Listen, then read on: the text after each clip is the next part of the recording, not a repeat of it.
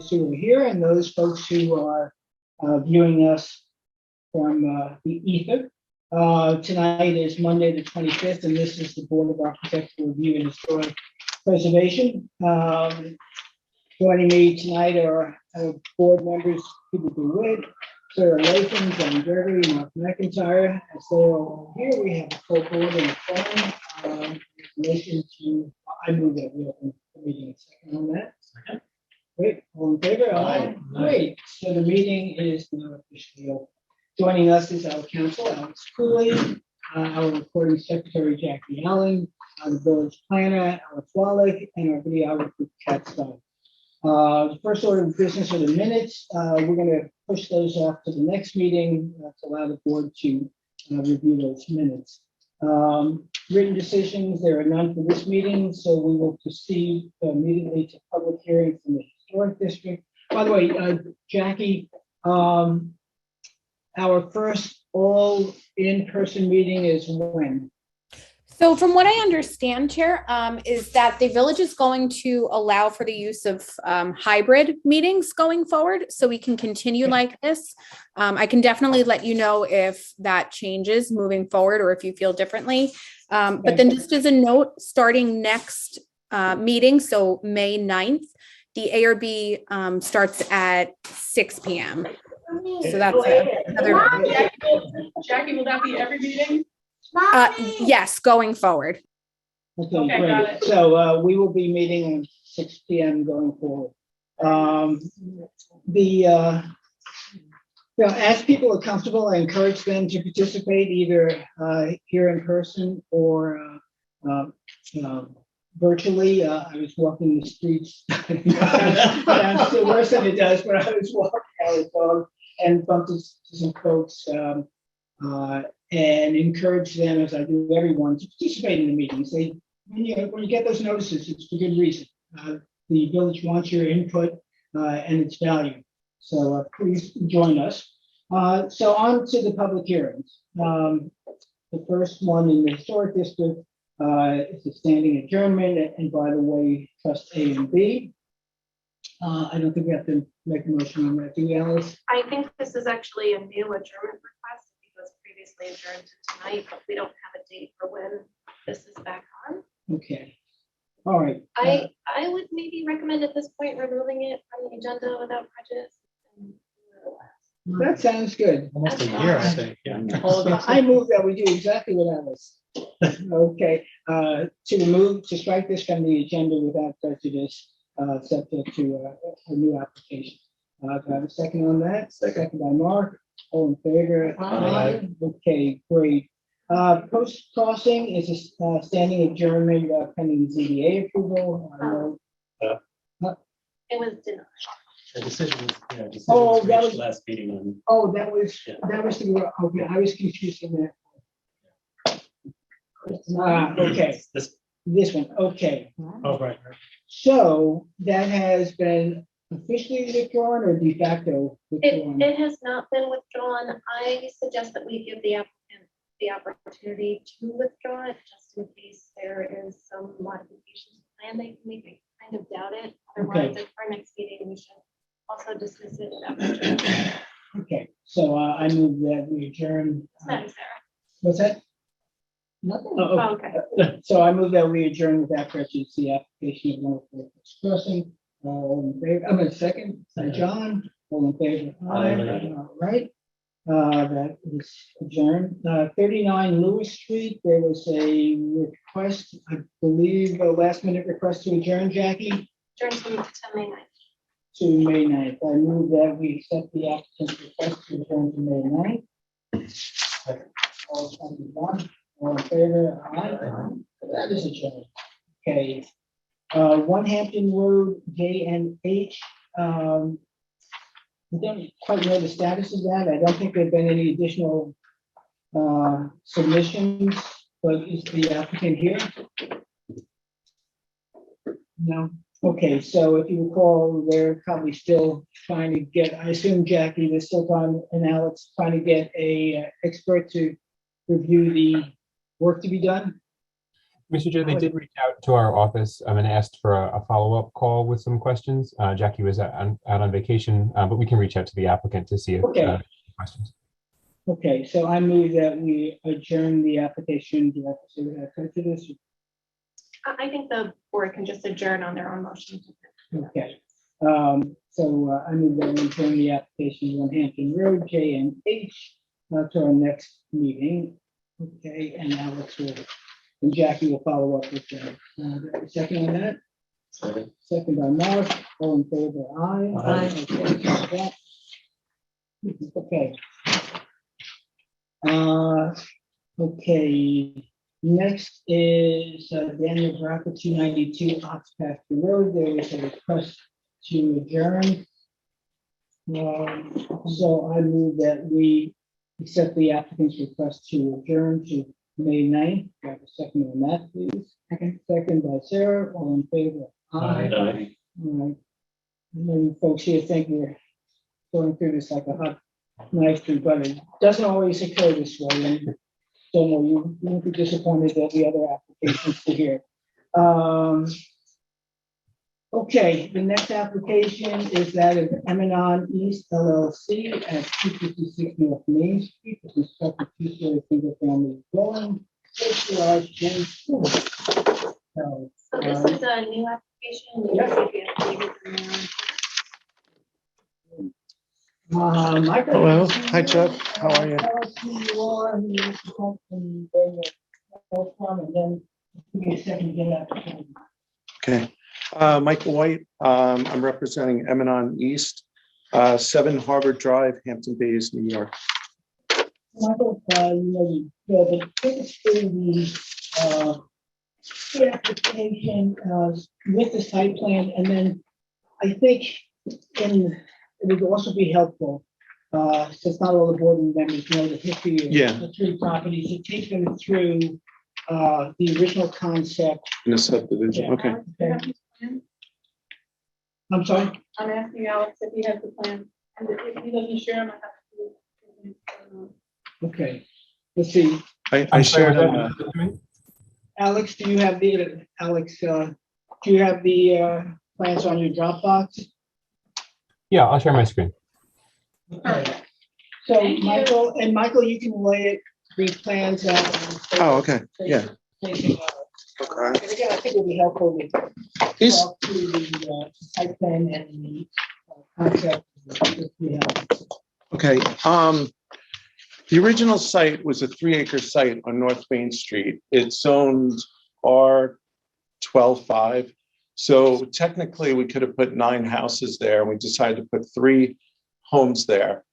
And what we were trying to do is continue from the house that's next door, that is the bed and breakfast, which is a white, very stately looking house. And we did the first lot, which is the middle one of the house that's there. There's a house under construction now that's going to be similar to that white house.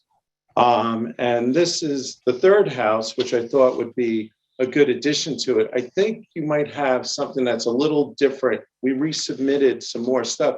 Believe it or not, I have a client that actually learned AutoCAD basically in a month, and he basically drew this house. Like, I can't even believe that he did this. And there are, at least in my set, 2 renderings. So, and I didn't know whether that was done by accident or to give us options, but we like to just have whatever it is you're going to propose. That's what we want to hear. Yeah, we submitted So show us which one you. Yeah, what happened was, I think the drawing you have is a little too postmodern. It was kind of like going to like a transitional type house. This one. Yeah. So we should just start. Yes. So I submitted a new set electronically today, but I also had these were submitted last week. And as you see, you guys could, if you just want to look at it. All right. So what we did was. Facing us this way, Cat will. Okay. Okay. So And the owner feel free wanted to let me know if this is not the right one on the screen. That's it. That's exactly it. Great. That's perfect. Since it's a rendering, like the hedges are going to be 6 foot tall. On the rendering, they have them lower because so obviously you can see it. There's going to be shrubs in front of the parking, so you can't see the cars, which, we tried to show in the rendering, but we made them smaller just so you could see the house. But as he changed the house along, he wanted a more traditional, something that would match the house to I guess that's the north. And then at some point, we'd like to get all 3 homeowners to run a picket fence along the whole property to continue it from the bed and breakfast. And hopefully they would take it, maybe all the way to County Road 39, because it is the entrance to the village. And I don't know if you know that, you see the oil tanks that are there. It looks horrible. Those are going to be covered now with the house, and he's buying trees to cover that. So they're going to be 30 feet high to continue the ones we put in. I've done a lot of houses in the village, and I thought, like these 3 houses were really important to, be beautiful and not to cut the lots up into, a subdivision with 9 houses on it. I thought it would be good to try to keep it, 3/4 of an acre and an acre. This is an acre lot, a little bit larger than an acre. And it's already screened the 2 sides, the north and south side. The back is obviously screened, and then the front will be screened and landscaped. Michael, if you want to put the picket fence and show off the house, I'm not sure why you would want to put 6 foot screening in the front, but that's another issue. We can hold that. With the privet? Well, in the front, you said you're going to put. Right, the privet's going to be run, but a lot of times when you run privet, if people put picket fences, they put privet behind it too. That's something in the future. I didn't want to, hopefully that's a route they go. I think that would look nice. That was probably the worst entrance to the village for a long time, and I think it's really changing now. Okay, so why don't you just take us to the elevation, starting with the front. Basically, it's a double gable kind of center hall colonial. It's got a attached garage. It's white cedar shake shingles. It's 6/1 windows, and they're going to put shutters. They're not sure. They want to put the shutters they want the shutters on there, but they don't want them to be like black because we've done them in black and they just overtake the house. So we're going to use kind of a grayish color for the for the shutters. And they just wanted a very simple, colonial looking house. They didn't want anything fancy. And, when you get to the backyard, obviously, you're not going to see it from the street. You can see from the overhead that they have a nice layout with a pool. They have a pool house that matches the house. Even the back of the house is very colonial looking. Very symmetrical patios. And it's just, I think it's a house that fits in the neighborhood great. Well, I'm going to let the board make their comments, but I will note that the plans that we have are of the rendering that you said to discard. So we don't have any plans that we can address this evening, but I think it's fair enough in this message we're here to comments, but then Michael, we're going to have to ask that you come back with that's fine. Building plans of which we can approve and you can go. Well, so Jeff, I'm sorry. One other thing. The house is allowed to be 80 feet from the road. We're making it 78 feet to the porch. So it's about 82 feet from the road. So we're trying to set it back. Okay. And on the side, one side is almost 22 feet. And on the other side, it's 34 feet. Is that setback consistent with the other houses as well? 82 feet? The one next door, I believe, is 70. So we wanted to set this one a little bit more back so it's not in a line and kind of had privacy. And the one that we're building now, I think it's 80 feet also, but it's got a house in the middle that it wouldn't affect that. Great. I would like to see, elevations to get the true dimensions. The rendering could break. It's light. I think based on the rendering, it's a pretty nice looking house. I think it looks like a house. I don't know what you think. I do have a concern about the that crown you have at the top of the first floor. It looks to me, at least from the rendering, that it's projecting too much. It looks like it should have a roof on top of it. I think that's what the render, that's like a rendering mistake. It's just a little piece of crown with the second floor shingles like kind of slowly rolling into it. That's just Right. Well, that's why we got. yeah. So that, I'm just all right. So that is an issue, and also the porch. If you could please line up the face of the column with the face of the entablature, which is just the way one does it since Vitruvius onward, when you have a classical column and a fascia above it. It's just a rule, Renaissance, a Roman rule, Greek even. Okay. So if we could just make it correct, because you're doing that style, so you should do it correctly, I think. Okay. Right, Perhaps- you're saying it looks like it's a tree. Yeah, the face of the column should line up with the face of the fascia above. It's Gotcha. a very simple rule that has been forgotten in the last 40 years. And even postmodernism forgot to put that back in the plan. So that's my comment on the details, but other than that, it looks okay to me, but again, I want to reserve judgment. Yeah, I'd like to see the elevations also. Yeah. And it looks like it's really Yeah. No, it's way out. especially on the right. Yeah, it looks a little crazy. I agree with everyone else so far. My only comment would be, as per usual with me, the balconies on the back. If we could have sight lines that show the distance from those properties from the height elevation of the house into the other yards. The house is the trees are 30 feet high. So I'd like to see proximity to So the if you could, so we're obviously not concerned about the eastern distance because if you could, Yeah. but it's to the south. So Both sides? Yeah. Okay. just on the side. I mean, I don't know how that would ever be in it. I mean, it's further. It may not. Yeah, I mean, So the trees are huge. We have the plot plans and then When we the see it, line we'll of know sight, it's not- and then that way we. When we see it, then we'll know it's. Okay. Because the house I built to the left has, it's 18 feet from the property line and has a deck that's 20 by 40. Yeah.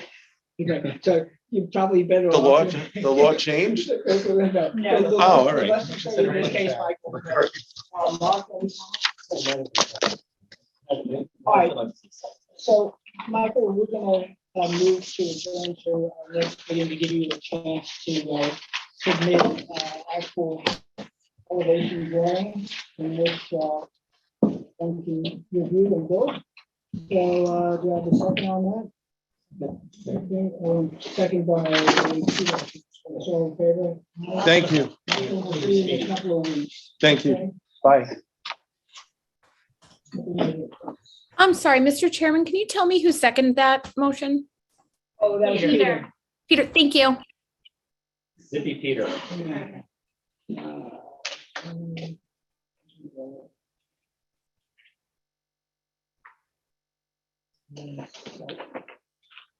Okay. The next application is that of Chris Char, LLC at 40 Elm Street to relocate the existing dwelling with the second story addition, new porches and alterations and renovations. Come on, this is, tell us who you are and who you represent. And give me a second. Okay? So Sure. This is a new application. Yes. David and Mary. Do you want the originals or you don't care? Oh, there's nobody over there. I'll just make sure they get to the file. Thank you. No problem.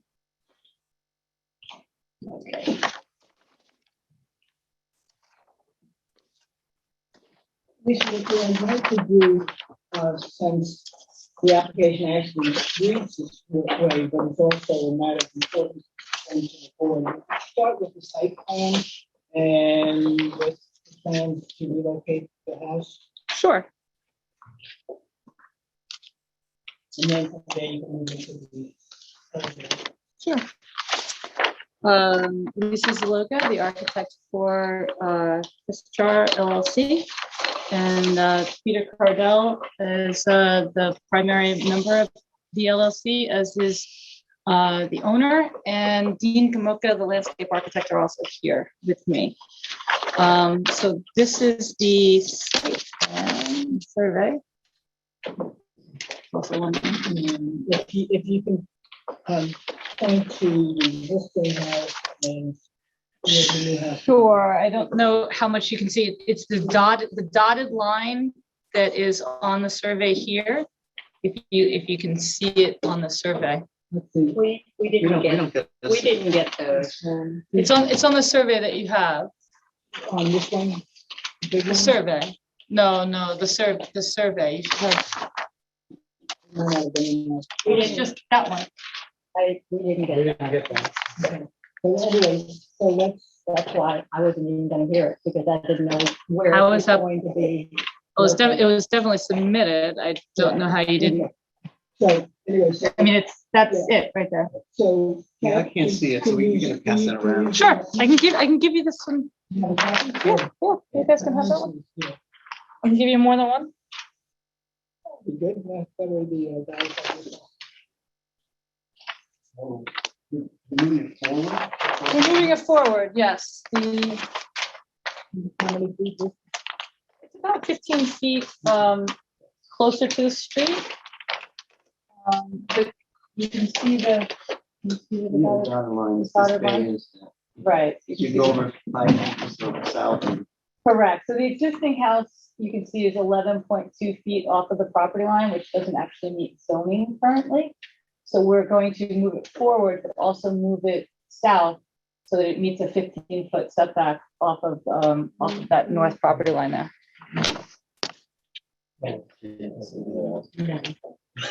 Do you need any more copies? Or you? No, No. okay. Okay. So you probably are also all familiar with the house. I'll just put the pictures up here too, so that you can see them. So obviously this is a pre-existing non-conforming house, obviously, but historic in its own right. And so our goal is to pick it up, move it forward to the current front yard setback that you can see, 30 feet to the porch, to the existing porch. So it currently has a front porch on it that at some point somebody, created this little interior enclosed area on the porch. And so we'll pick it up, we will move it forward. There's some, like a little one-story addition off the back of the house that we'll take down. And our addition is proposed to be on the rear of the house, a little bit to the south. And we can talk about that. Subservient to the main structure, the front of the house will not change in terms of what it looks like. So those two windows. I'm not used to being in person and on Zoom at the same time. So these two front windows will be maintaining the middle window here, this front screened-in porch, the look of the columns, where the front door is located. All that stuff will remain the same. The dormer that is on the roof also will remain the same. The addition is to the side, to the south side, and it's subservient to the main roof. All the materials, other than the fact that we will be changing the asphalt roof to a wood roof, all the materials will remain relatively the same. We have a landscape plan also to show how we'll be landscaping the property. I don't know in terms of what else you'd like me to talk about. I'm sure the board will have comments. And, well, maybe I'll let the board comment and then I'll. I have a few comments. Sure. Just before we start, how do you access the current garage? Do you guys have right of way in that driveway? So the current driveway is off of the flag lot that is adjacent on the south side of the property. This is an aerial photo from 1976, which shows, I don't know that there was ever a driveway actually for this property. I think it always accessed off of this flag lot. What the legalities of that are, I don't know. But you can see this driveway was here in 1976, and that is the current way that that the garage is accessed. Right. Good. Well, I know the people that sold that house, and they used that driveway and came around to that semicircle court. Mhm.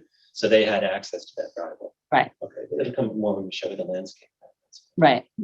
So, we have a current plan, which you can see where we would be coming in off of that right of way and be accessing that driveway. The driveway, we have to house 5 cars, if you will, for zoning. So 2 of them would be in the garage, and we would need parking for 3. I can let Dean come up and show you the proposed plan for parking if you'd like. Do you guys want to see that before we talk about the house? No, or it's just talk about the house? Okay. When you look at the maps of Elm Street and when you walk the historic district, there's above all going from your house north, Mhm. there's a uniform setback, and that's part of the beauty of the neighborhood. Mhm. And so I'm opposed to moving the house forward 15 feet. And I think that it's a giant cost for making something that was non-conforming conforming. The beauty of the neighborhood is if you've got these lawns that are not jammed up with asphalt and parking, and I think it would be a bad move to this. Peter? I agree completely. I don't think you should move the house forward. They are going north. They are all in a row, the next 3 or 4 houses north. I'm also extremely against this parking lot in front. I know it's become a custom because of the requirements for parking, and that we have a lot of small lots. And there's really been no choice in many lots to have to park in the front yard. This is a fairly substantial lot, and I don't think I didn't see any parking areas like this on Elm Street. I think that would really ruin the streetscape, and I would like you to find another place to put those 2 cars. Okay. So, I didn't bring an aerial photo of the property, but this is from 1976. I think you can see that the house is actually, the other houses that are adjacent to it are actually closer to Hill Street than our current, than our existing house. I could The give one you to the south surveys. is, but when you look on Google, they're all pretty much lined up with the next 4 north. And when you walk it, Okay.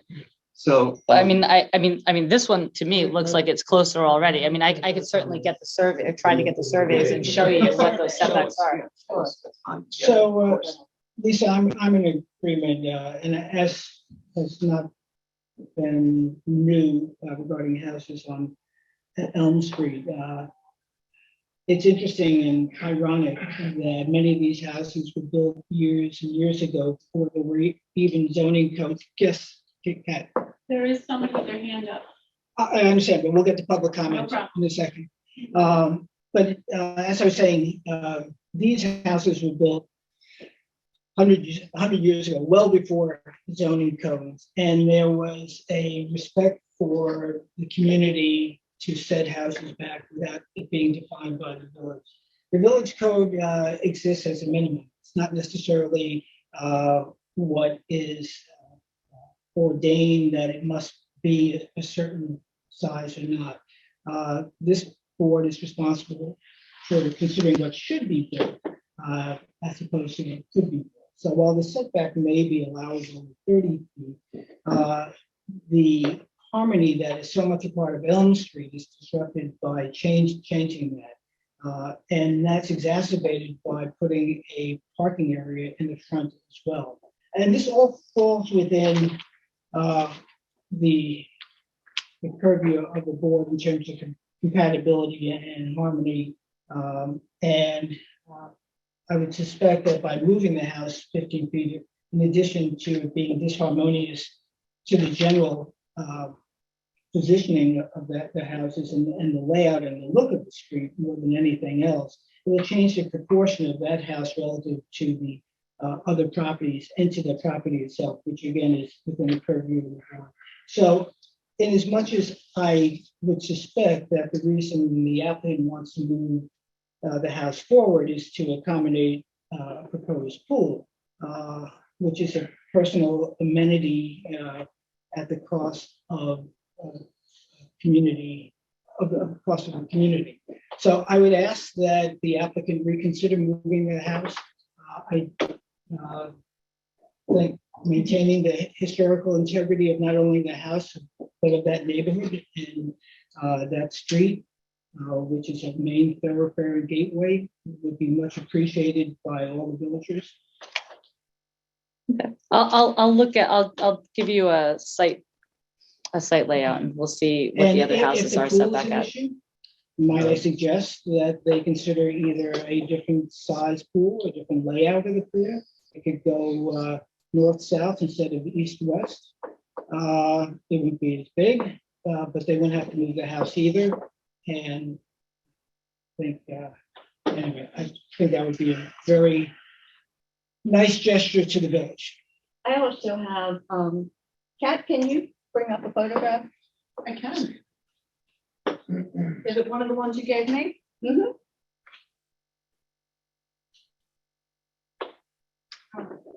This one? Yeah, that's one. There are two things that I would love to see that would happen from a restoration standpoint. If you look at this one, The one column that's off?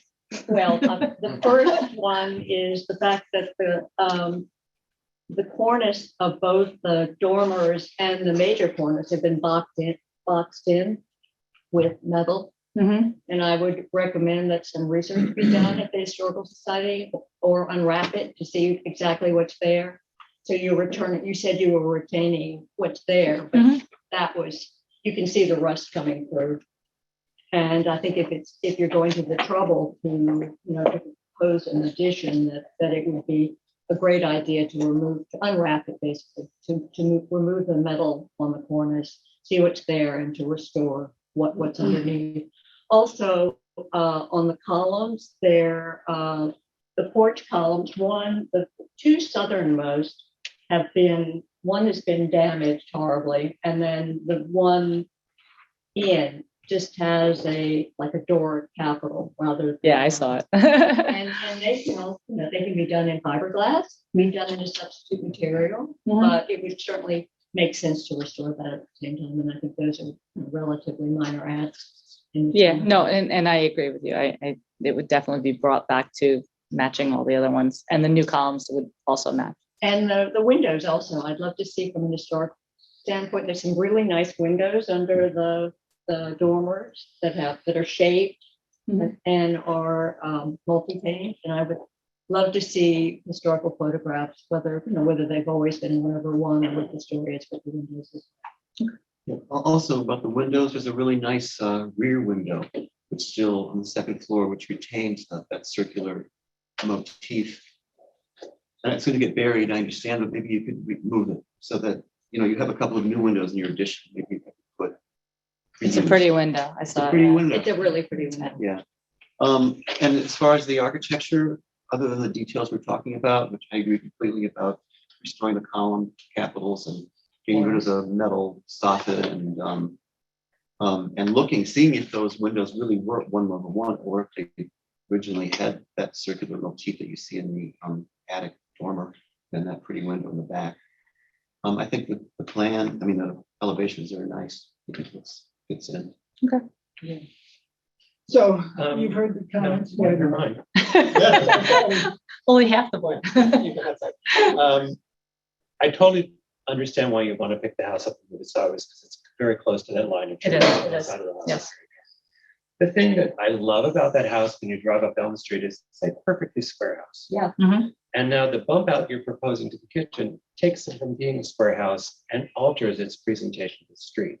So is there a way, instead of suddenly having this bump out for the kitchen, you've got negative space on the other side of the fireplace that would just square the house out? I would rather see the house remain square in its original presentation to the street than suddenly putting a different kind of look into that house that does not represent what that house is like. I can see where you're saying that. I think that, I mean, our goal obviously was to push the addition back so that it was set back and you would still see that square facade. I think that When I drive down the street, I'm going to look at the square house that has a whole second facade that's set back. I'm going to see it. you are. I mean, 15 feet forward. I mean, I guess I don't see that. I don't see that as a problem, right? The original If in fact we're not moving it over, right? Then it becomes a problem because I literally can't build there, according to zoning. It also becomes the existing house is, non-conforming to the pyramid law. And I wouldn't be able to build actually a 2-story part of the house there. How would that be different from the existing house? The existing house there is 2 stories. If I have a square house going back, it's the same pyramid issue going back. And move it might require a variance. It would require a variance. It might require a variance, but I still think that. And I mean, present itself- you're talking about. Present itself to Elm Street much more as it presents itself today and as it has for the last. And I understand. I mean, is it the fact that it's set back and subservient? The presentation of the house is square. And it's a very charming square house. It's a specific style of the house when it was built. But when you start putting the kitchen bump out, you've taken away that original architectural expression of the house to me. And I think it takes away from its presentation to Elm Street. And Elm Street is precious. I agree with Mark regarding the facade of the house and the aspect of that, of the addition changing the form of the house itself. I agree with the parking pad in the front being out of character with the neighborhood.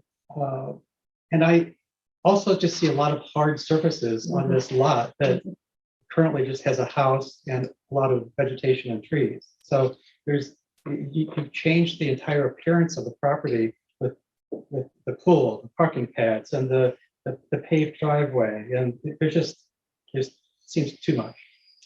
I'll let Dean discuss the landscaping with you because I think that a lot of the parking is actually grass papers and parking. So it would hard surfaces that are on the foundation of that. So I think as much as I welcome Dean's comments, I think the concerns are of such a nature that the landscaping issue are greatly overshadowed by concerns about the house. So, I mean, Dean, you're welcome to speak to it, but I think the considerations here are much larger. I have my marching orders. Well, all I'll say is the reason I was asking about the driveway is I didn't understand why you wouldn't put that parking pad sideways off that driveway so it's screened from the street. Instead of doing a big street cut in the middle of Elm Street and having the back end of taillights of 2 cars staring at you driving, which is not. And current architecture, that's true. That was my question. Nor the buffer between the street and the house. Yeah, I don't understand why you don't take advantage of its non-conforming status. It's a good thing to have a house being too close to the side lot line. It means you have more room on the other side. So, anyway, but that's minor. And I agree you should look at another way for the kitchen. I think it looks nice, but I think another way to satisfy Mark and John and Sarah as well. All right, I'm going to ask for public comment. Alex, you had your hand up. You're up there. Yes, go ahead, Alex. Thank you. I just wanted to point out the Hold on. Kat? Yeah, hold on. Try that again. I can hear me. Yes. Hi, and I just wanted to point out that that front parking area shown on the landscape plan isn't shown on the survey. So I would just ask that if there's any revisions to the plan, that they just be made consistent throughout the documents. I'm sorry, it was a bit garbled. Because the front parking is not shown on the survey. I see that. Okay, great, thank you. Any public comments from virtually, and then we'll deal with that. So once they have one close wall and not very long.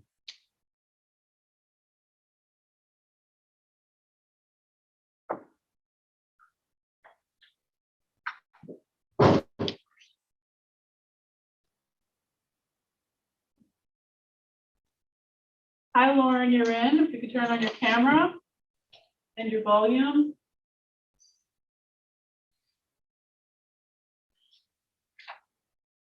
I don't know why we can't hear you. Are you muted? Yeah, here, let me send you X on mute. There we go. How's that? Very good. Now we can do it. Just tell us, introduce yourself, please. And Brian the address? Donahue. Brian Donahue, 36 Elm Street. All right, Brian. How you doing? George. So I couldn't hear a lot of the board conversation, but I saw the driveway was brought up, which is a concern of ours. We live at the end of the flag lot next to the Dios family in the back. And primarily from a safety standpoint, I'm very concerned about that circular gravel area on that property, changing the surveys to show that they have ongoing access to my right of way on the Dios's property, which is not on my survey or when I bought my house. What I have noticed after living there for the past year or 2 years, 1 year as a renter and now a year as a owner, as vehicles come in to service 40 Elm Street, it blocks the driveway. And it could, when you're filling up with oil, taking out trash, or anything else that happens in that driveway to service that house, the driveway's blocked and we can't get out. So life safety, emergency issues, it doesn't work. And also in the past, when I've actually tried to turn around in that driveway, with the permission of the owners, as they are rarely there, you really can't make a turn in or out of there without 2 or 3 movements.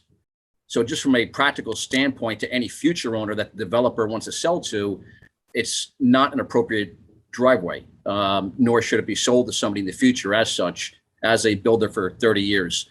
I looked at the house, I was gonna buy the house. I saw the layout, the historic district, which I love. There's things I would love to do it as a builder myself, but it wouldn't be keeping with the street, or any, and any change, all these changes being proposed as far as moving the house, is not within keeping of the area at all. And I just, it sounds like the village has had the same concerns. So I can really appreciate that and love what the village has been doing so far in Elm Street. That's it. Thank you. Alice, Mr. Is it Dunny? Brian, for his issue, he should be taking that up with the building department in terms of the, so I would suggest, thanks to Alice, that you contact the building department and probably speak to Alex about the issues with the common drive. Okay? Because that needs to be resolved within the building department and among the neighbors who are affected. I mean, the village would not step in on the legal issues. No, right. But if there are sightline or engineering issues that need to be addressed. Right, exactly. What do the surveys or the deed have, whether or not there's a right of way? Yes, but we'll stay out of that. Right, exactly. Okay, further public comment. Yes, sir. Yeah, please come up to the desk and tell us who you are. And what Yes, you do. sure. I'm John Dios. I live at 38 Elm Street, which is adjoining the 40. And ours is a flag lot. The only way in and out to Elm Street is on that 200-foot driveway. And as Brian just said, it's the same access for that. So the application for 40 Elm, I believe, should not be reviewed by the board. It should be dismissed or adjourned until 40 Elm can show that it has the right to use my property to enter his, because that's what the plan proposes. 40 Elm has no right to use my property. There's no easement established in any document, survey, or deed. It should be stated, of course, that 40 Elm does have direct access to Elm Street. And so I repeat, the proposal should not be reviewed by the board. Okay, I appreciate that. As Alice said, I was gonna say I play an attorney on TV, but I'm not, but she actually is. And so there are obviously issues, legal issues, and that have to be addressed. And that should be taken up initially with the building department. And then go. We've been to the building department. There's no determination about their right to use my property. Or are you Nor would telling it me be that there is? appropriate What? For them to make that determination. That's a legal determination. Okay. If you have a, Right. a private action that you need to bring, you need to bring it in court. Right, but in terms of the actual siting and the line, that all should be recorded in the building department. Yeah, if there's an Right. engineering issue, that should be addressed. certainly. Exactly. But then in terms of the legal use, what Alice is saying, that's between and among you folks. So you're going to go ahead and approve a plan about which there is a pending issue? Is that what you do? The board is reviewing a plan. Right. So we've adjourned this to the next week because of our 2 weeks. 2 weeks.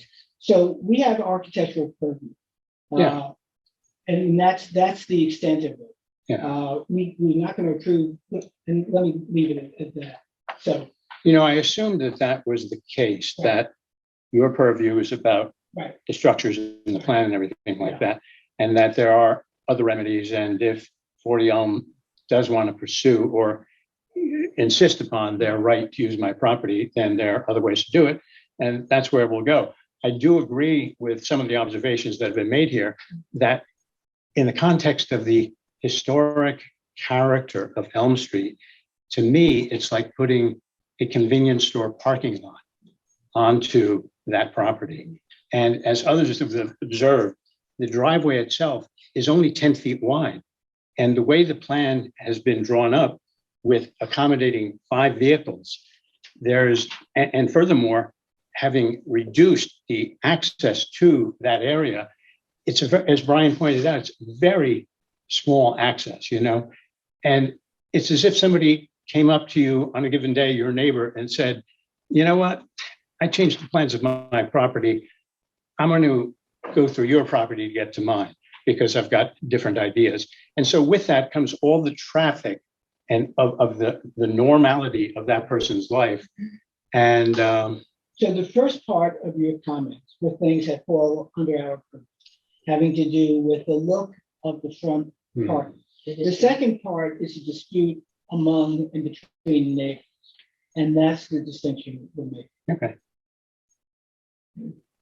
So, And I would like to reemphasize the safety issue as well, which Mr. Donahue did. I have there's 6 of us who live in our house. One of those 6 is a 9-year-old who goes to the elementary school. He's come to the age where he and his friends go to each other's houses on bicycles. So here we have this nice uninterrupted driveway going up to our house. And now we're going to have something theoretically, if this were to go through, with 5 cars. How about service vehicles and fuel vehicles? And it's just crazy to congest that area and make it less safe. I agree with you and appreciate and sympathize and empathize. At the end of the day, we have I a understand. specific code that tells us what we can and cannot do. Okay, I'll find out what my next remedy is. Thank you. So, Thank you. yeah, I would go to the building Thank you. department and see from there. All right. Yeah, great, and very much appreciated. Thank you. And I think, obviously, to the property owner and the developers, those are folks that we should be addressing the concern. Any other public comment? Yes, sir. Please step forward. Hi, Ian Dios, 38 Elm Street. Hi, Ian. I will make one more comment just to keep the neighborhood conforming and kind of similar. I mean, most driveways on Elm Street just come in straight, like you said. You have a straight driveway usually along the property line, or most usually right on the property line. And like Brian said, if somebody's going to buy this, or if anyone wants to use this property, why wouldn't they just want their own straight driveway going straight back to the garage? I mean, I think that just looks like every other house on the block, apart from all the safety and all that. Thank you. And- Yes. And that does fall within our purview, which is stated visual compatibility with surrounding property. So thank you. Yes, Lisa, and if there's no further public comment, an opportunity to rebut or make additional comments. Rebut? Uh, No, I just want to point out, like I said, this is an aerial photo from 1976. There's currently a circular driveway that accesses, this flag lot. That's the only driveway that I've been able to find that ever existed for this property was off of that flag lot. And it currently has 2 entrances onto that flag lot. So, we were limiting it down to 1. And again, our goal was to have, the primary day-to-day parking in the front of the property and that to be the overflow parking and the access to the existing garage. Property line in itself only allows you to park all 5 cars in that driveway.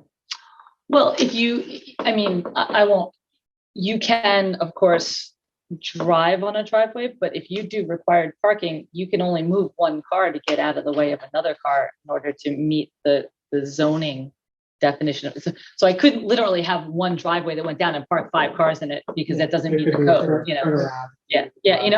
So there are issues, but that parking area has been there since at least 1976, if not before. You guys need to figure out if it's listed on the survey as a common driveway is actually a common driveway. And I'm an architect. Meet me, I'm an architect. Having been at that house, the current configuration is a 2-car garage in that turnaround. Everybody has issues with trucks aside. You could park 3 cars in that turnaround. Yeah. So Absolutely. as it exists right now. So there were 5 cars. Absolutely. There, but I guess the question, I don't know if that flag lot was originally part of this property and sold at some point. I don't know any of that. I have no just know idea. that the issue that needs to be solved before you can solve some of your problems is that one, which is not ours to solve. Right. And like I said, I brought the aerial photo just so that you understood that it's not something new. It's been there since at least 1976. And Lisa, your client would be building at their own peril if they were, posing on their. That's for them to, yes. So I will go back. Let me just reiterate what I heard that you guys said. I will go back. I will kind of do a little bit of a site survey and give you an idea of what the existing setbacks are for the houses and how we compare and see where we come up with that. And then we did talk about the addition to the south side. I guess that will depend on whether the house can move forward that full 30 feet and how that works. In other conversations, other than the fact that it does come off on the side, I kind of got that half of the board kind of felt that the addition and the renovation kind of looked okay in terms of Locations, moving it forward. right. But if it were, let's say, to stay exactly where it was, in terms of I just want to get my marching orders in terms I of. think you heard concerns about, what you heard a lot was about maintaining the historical integrity of that property. How it is in relationship to the other properties, how it exists today, which is square and frontal and very appealing. So there's concern about the bump out changing that. There's concern about the movement of the house changing its proportion in relationship to the other properties. There are issues that might be legal related to the driveway that there are solutions to which, not the least of which is the driveway to be on your property. There are issues on landscape. So a lot of this falls under the umbrella of the second part of our appeal to the applicant, developer, whoever they may be, really fair and Thank you. okay. You have one more. Our board member of the public. Board, yeah. At this point, Alice, I'll forget it. You took it again. unless it's additive. No, okay. He already took it. So, Lucy, I assume you're asking for a new chair. I believe that's what I was asking for. Okay, Yes. great. Otherwise, I would ask. So, I move that we accept the applicant's request to adjourn to the next meeting, the second and last week. Okay, by Mark, all in favor? Aye. Great. Thank you, Lisa. Thank you, Dee. Nice to see you all in person. Everybody, okay, great. Okay. Now, I do have, and Alice, whether I could bring this up now, if we're talking about things within the school district or the end in the business. There's an issue with property 109 Hampton Road and the skylight that was put in the wrong place. That the building department's asked us to consider.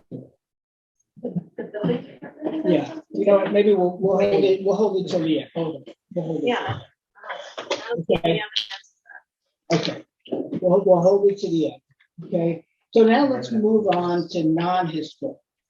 Okay, so part of the Hamptons, no driveway thing. In the historic district, part of the Hamptons, joint site plan approval. Let's see. Okay, we changed the agenda a bit. So now number 2 is Patrice McGee and John Pasutria, at 90 Fox Hollow Lane.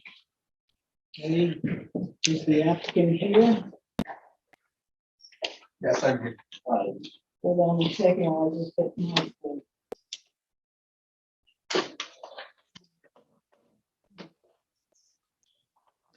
Okay.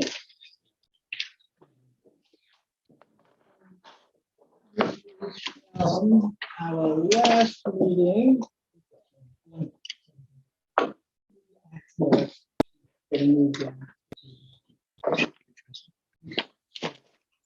Yeah. Look at the Chinese upside down and backwards. Okay, so, and Kat, can you pick up what, and again, tell us. who you Yes. Thank you, Chairman. Thank you, Board. It's been a little while since I've seen you. Yes. Oh, my name is Phil Wells from Wells Architecture. Phil. Yes. And I was in front of this board a couple of months ago. Since then, we have relooked at the design of this home with the board's input, which was wonderful. And as you can see, yeah, could you go to the set? I don't have plans. I have what Oh, you're showing. that's fine. I just have a thunder screen. Yeah. My own.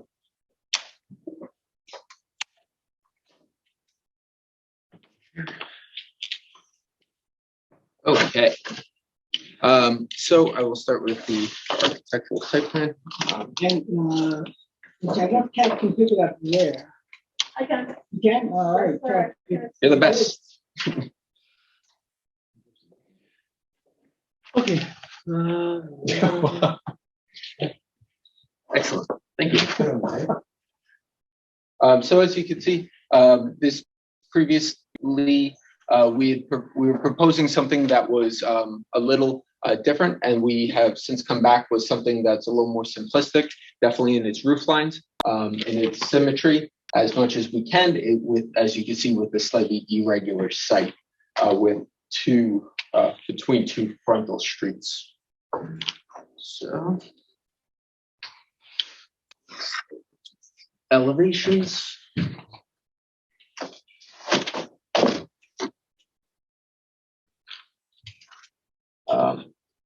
What we've tried to do, as I said, is that we tried, upon the board's input, to take a little more of the vernacular architecture that's within. The only thing that I would comment here, since it's updated, is we have removed this front railing because it is less in height, and we didn't want to distract from the facade and the front windows. So that railing Across the front would not be Oh, and the terrace would not be there either? the terrace. Well, I mean, it's sitting on top of something. Oh, that raised porch? Yes, that would still be there. Well, that's peculiar. Never mind, keep Okay. going. So wait. Don't worry, we'll get there. So here's the agenda. Yes. You're showing us something that you're not gonna be building. Yes, I did update it on the renderings, and I would update it obviously We on that. eventually have to sign off on is that. No problem. Yep, and I Well, would. it is a problem because I can't sign off on that. Yep. So let's discuss it tonight, but you're gonna have to come back with plans that are suitable for. Okay, understood. Yep. Actually, the railing, isn't it required if you have a raised porch? You have to have some. It's required over 3 risers. So this would be 24 inches. It's required by residential code if you're above 28 inches. Okay. Yeah. Be careful when you go to a cocktail party. Yeah, right. Think of that. Okay, so we had also, upon the board's request, we had also increased the amount of glazing in order to balance it a little bit more, as you can see in the front and the rear. And then we had also incorporated some dormers along the side to conceal the bedrooms, which I have some side elevations.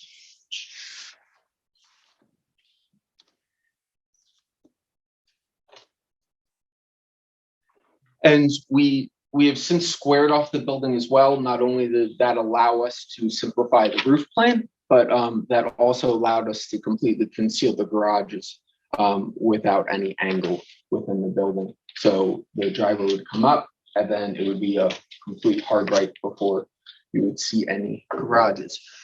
Also, as per the board's recommendation and request, we have updated the stone selections for the building in order to be something that is more in tune with what is in the neighborhood. And at this point, that is everything that we've done to date. Peter, from the left to right, and also says this involves your specialty roofs. Yeah, that roof, man, the shallow slope that's indicated on the east elevation and it also appears, I guess, on the north. That is very strange looking, in my opinion.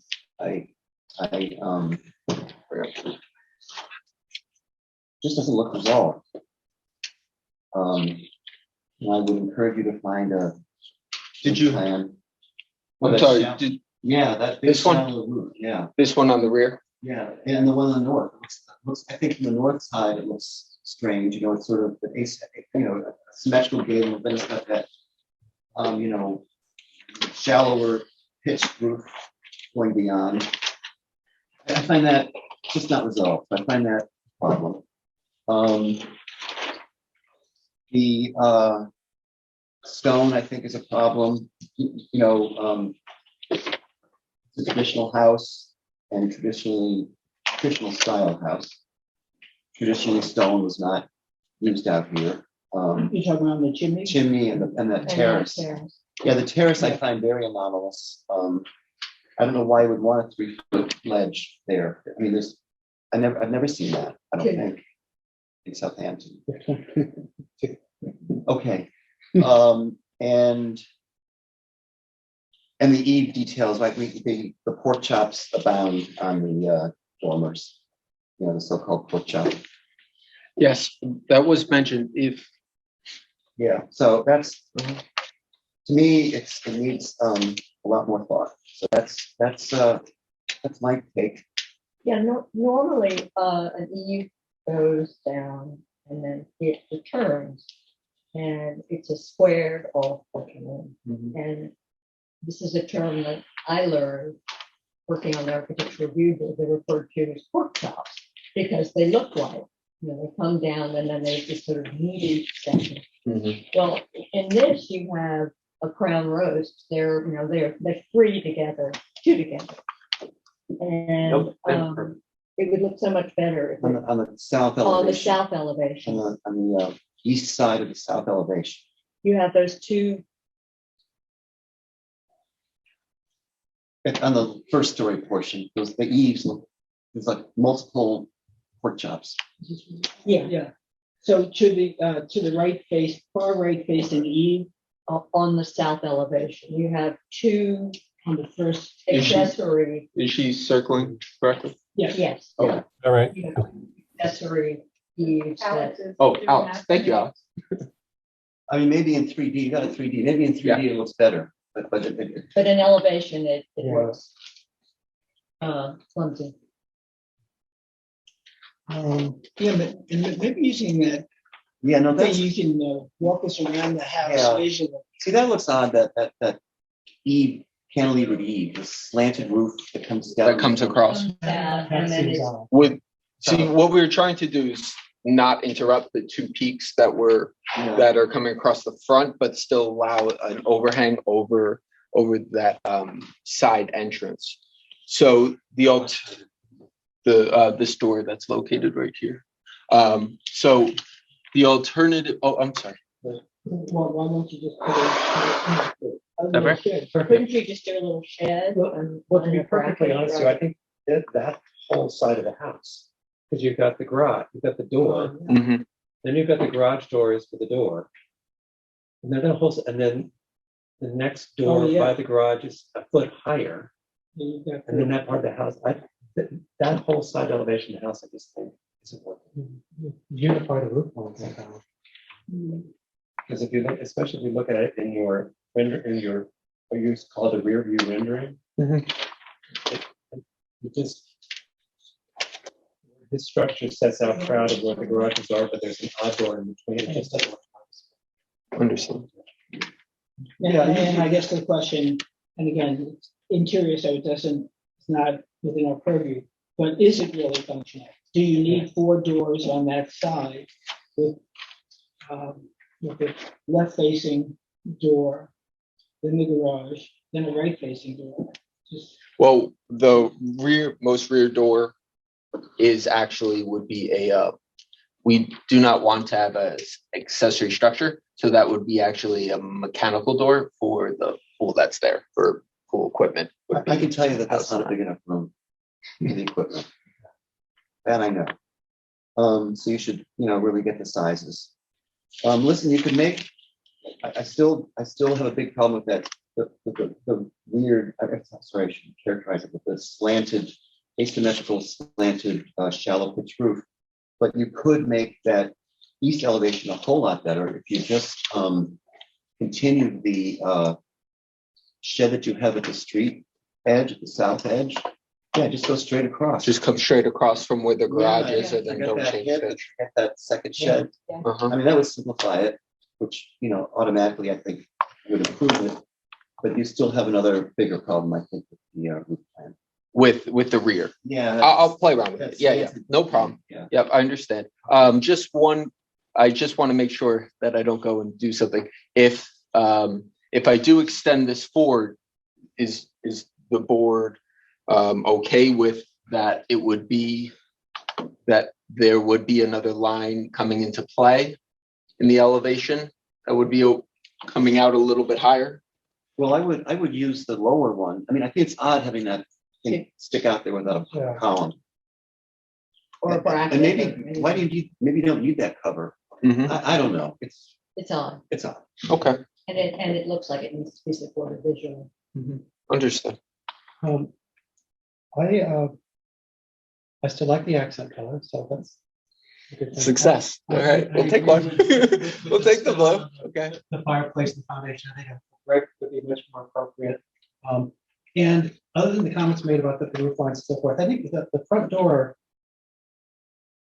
in fact, is the door on the drawing the same as The door on the right, I did notice that when it appears smaller, Yeah. but I promise it'll be the door that's on the drawings, and I will update it on there as well. Yeah, because it does appear smaller on the rendering. It's something about the perspective. Yeah, it looks. When you do the rendering, go ahead and put a light fixture instead of next to it, because that gives it. Oh, yeah, no problem. Your drawings have nice presence to the front door that just aren't showing up. No problem. The only other comment I have, and sure has to do with the interior design, is the west elevation at second story.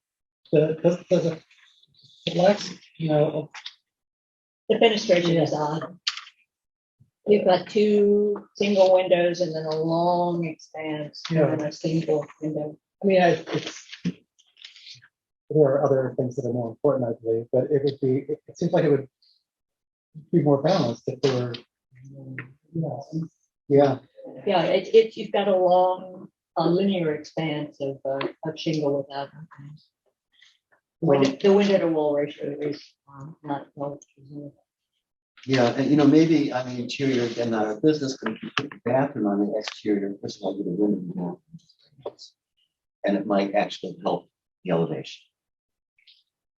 And the artist renderings seem out of proportion to the drawings. The roof over the front door and that doesn't look. Yes. It's hard. Yeah. Yeah. On the rendering, the roof line goes straight across. Oh, yeah. And here it's. Yeah, yeah. And does the house need to be so high? Why does it be 2 feet up in the air? Well, why does it need to be? It's up 2 feet, right? 2.5 feet above the grade. Yeah. Compared to on grade? Yeah. Well, typically I prefer to raise a house up a little bit in order just for. No, a little, but yeah. It's like 2 feet, 3 feet. How high is it above the grade? It's 2.5 feet. Yeah, that's high, you know.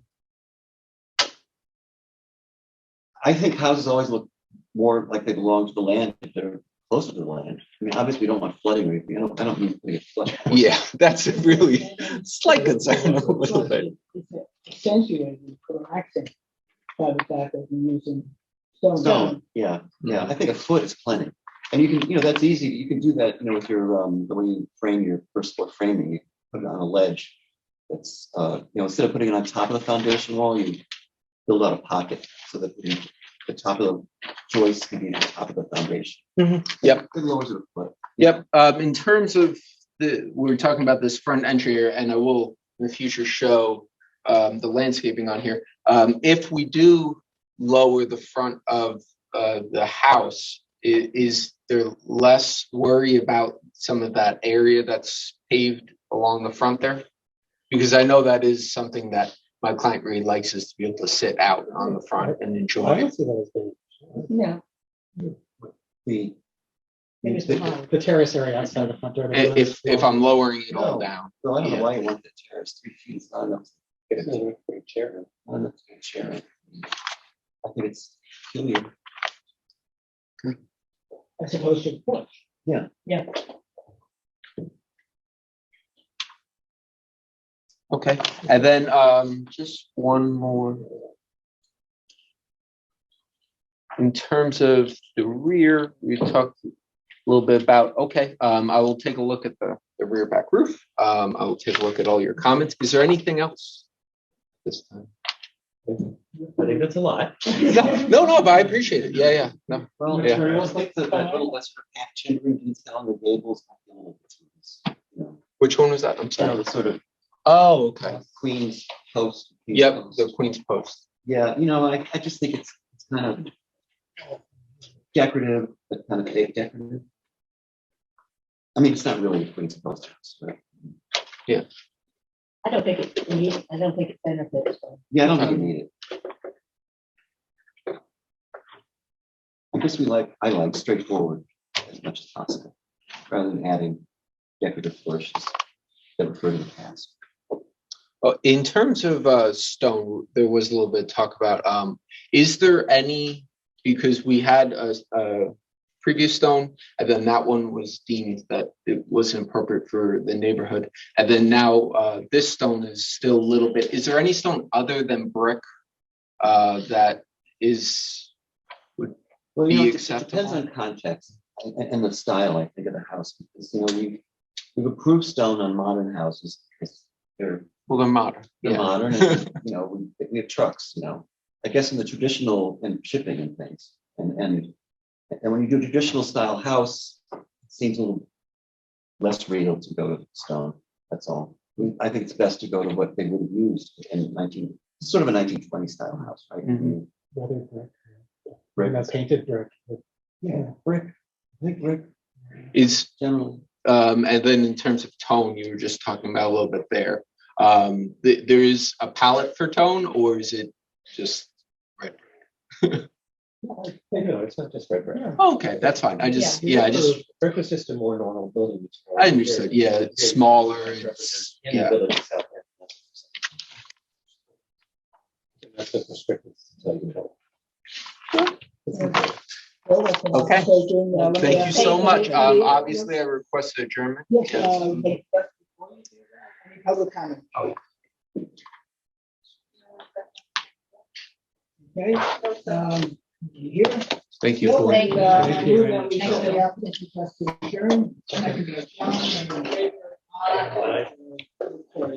The next application is Charles Falco, 135 Lewis Street, who requested an adjournment to May 9th. I know that was the applicant was to adjourn. We already voted on this. We already had it. Well, that date was from 4. Okay, thanks. Okay, the next one is Andrew Spicer at 85 Hildreth Street. Get out my file. And it's an applicant here. Right. Thanks to you. Architect. And then before you begin, I would like to know if the applicant is here.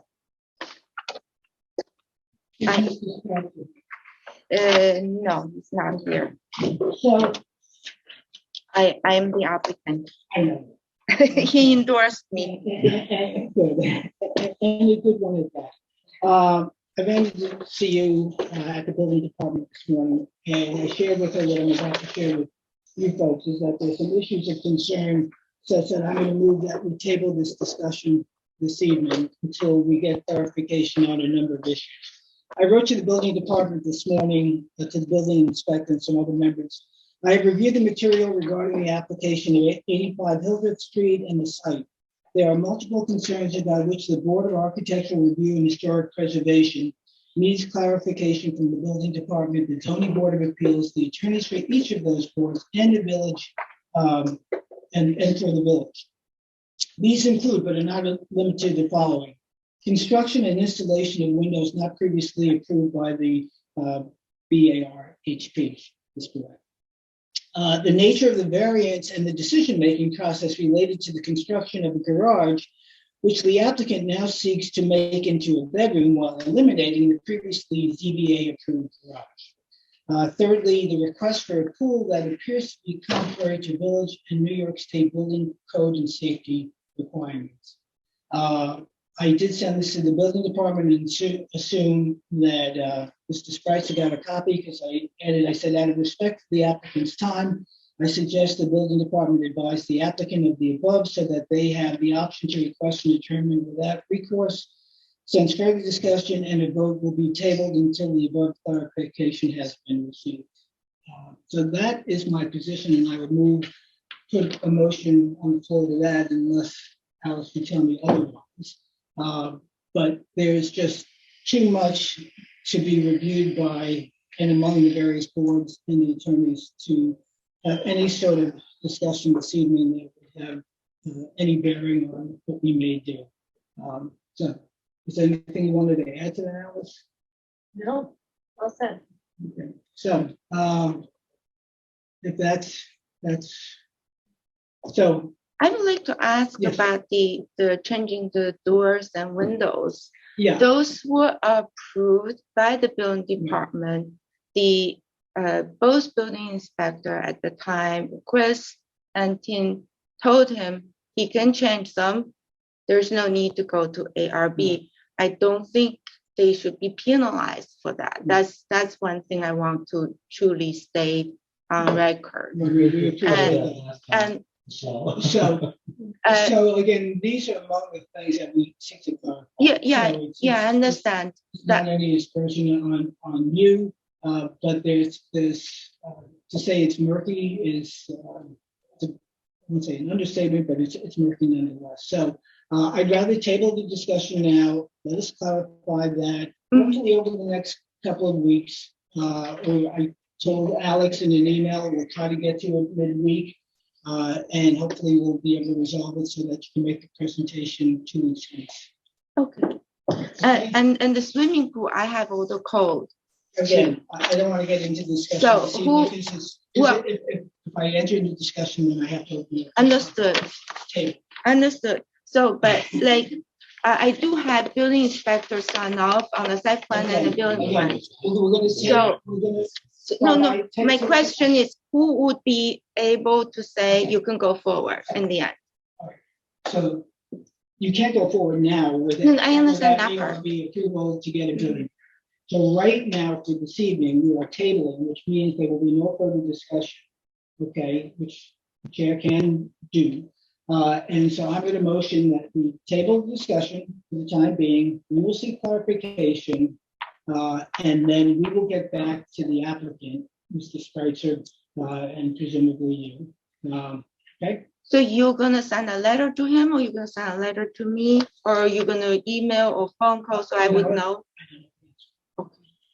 All I know is we have to get clarification on a lot of issues. Obviously, I shouldn't say obviously, we will be getting back to the applicant to tell them where we are and what issues. And if there are open issues that have not been addressed or have been improperly executed, okay, or if they're or if they're violations, then the applicant will be made known of that by the requisite.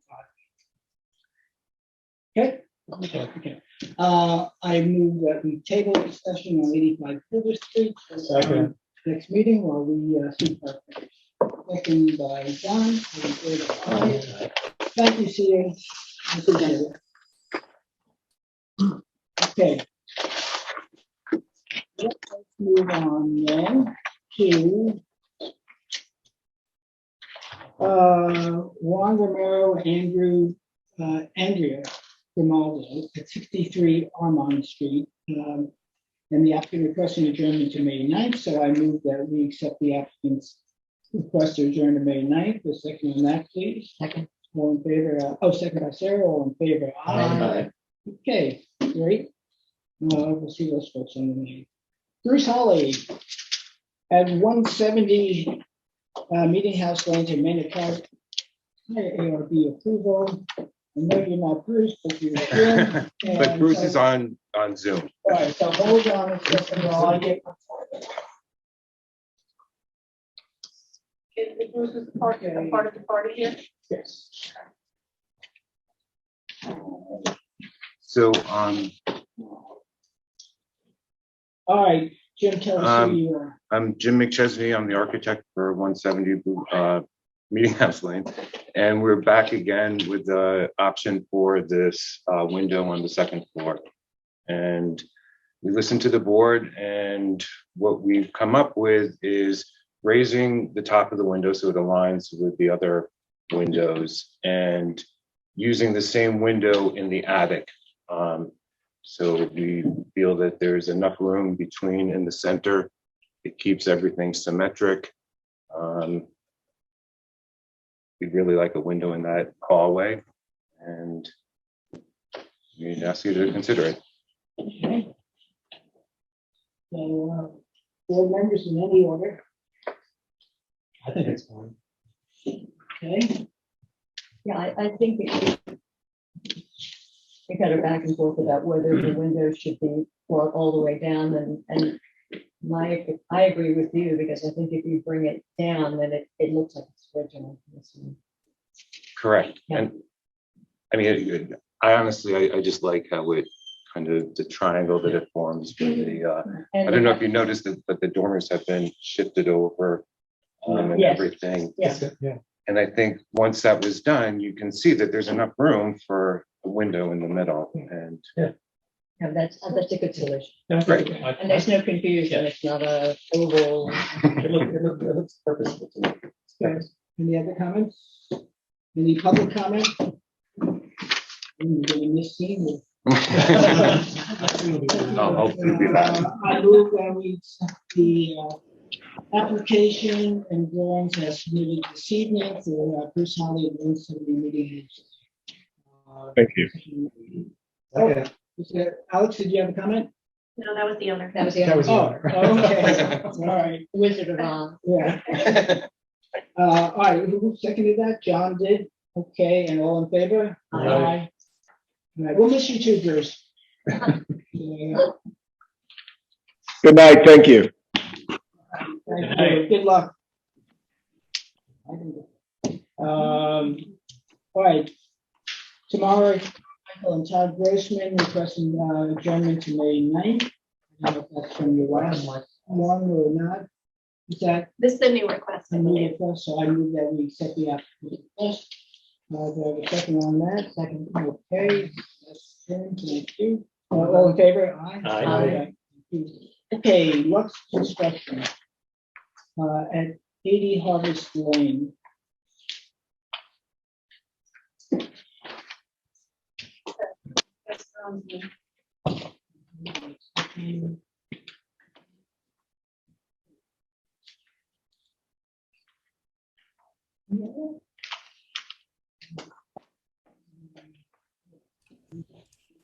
That's it. Okay. Can you hear us all right? Yeah. Okay, hi. Right, tell us who you are. Sure, yes. My name is Bilge Avcı. We are representing Lux Construction as Oskan Ark. We have incorporated your feedback from our last meeting 2 weeks ago and would like to share with you our revisions. My colleague Oz is going to walk you through all the changes. Hello. I'm sorry, your first names again? What are your first? Sure. My first name is Bilge Avcı. Bilge Avci. Okay, great, okay. My name is Oz Oskan. Okay. All right, take us through the changes you made. Oz Oskan, I'm from Oskan Ark, and I am representing Lux Construction for 80 Harvest Lane. Okay, thank you. So we incorporated your feedbacks from the last meeting, and we made revisions to the entrance. So I am going to share my screen.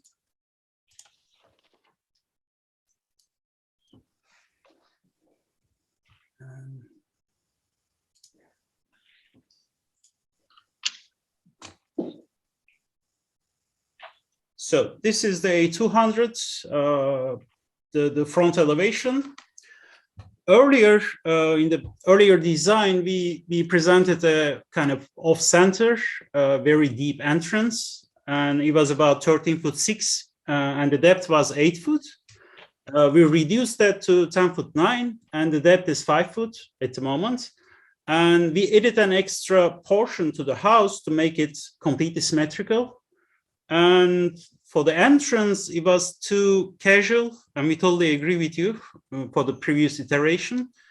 So to make it more formal, we are proposing a solid door, 2 windows with diamond pattern, and an entablature to make it more pronounced as an entry. That's right. If I go down here.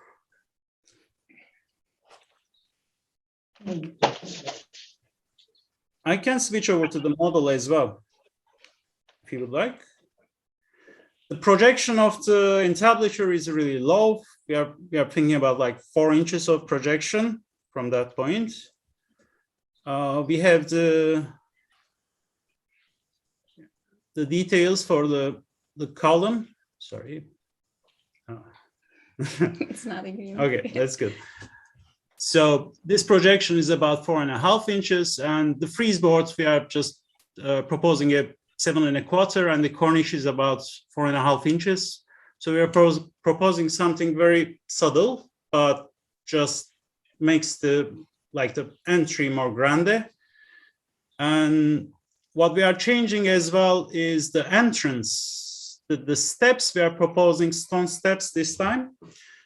Instead of the decking, because we think that that would fit better in this configuration.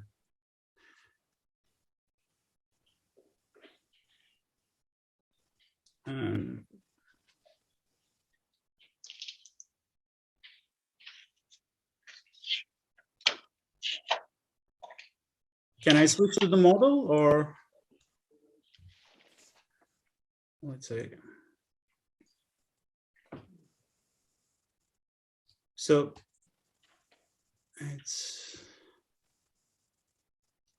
the entrance is a lot more compact compared to the previous version. It's about 5 feet depth, so a chair can fit there, or a small bench we're thinking about.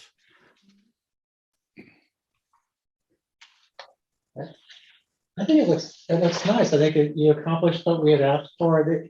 The only objection I have, maybe it's just me, is the diamond pattern on the side lights of the window of the door. And plus, I think they look bigger on the drawing than they do on the render. Oh, I'm so sorry. The sound is not coming to us very right. Could you repeat that again? Sorry about that.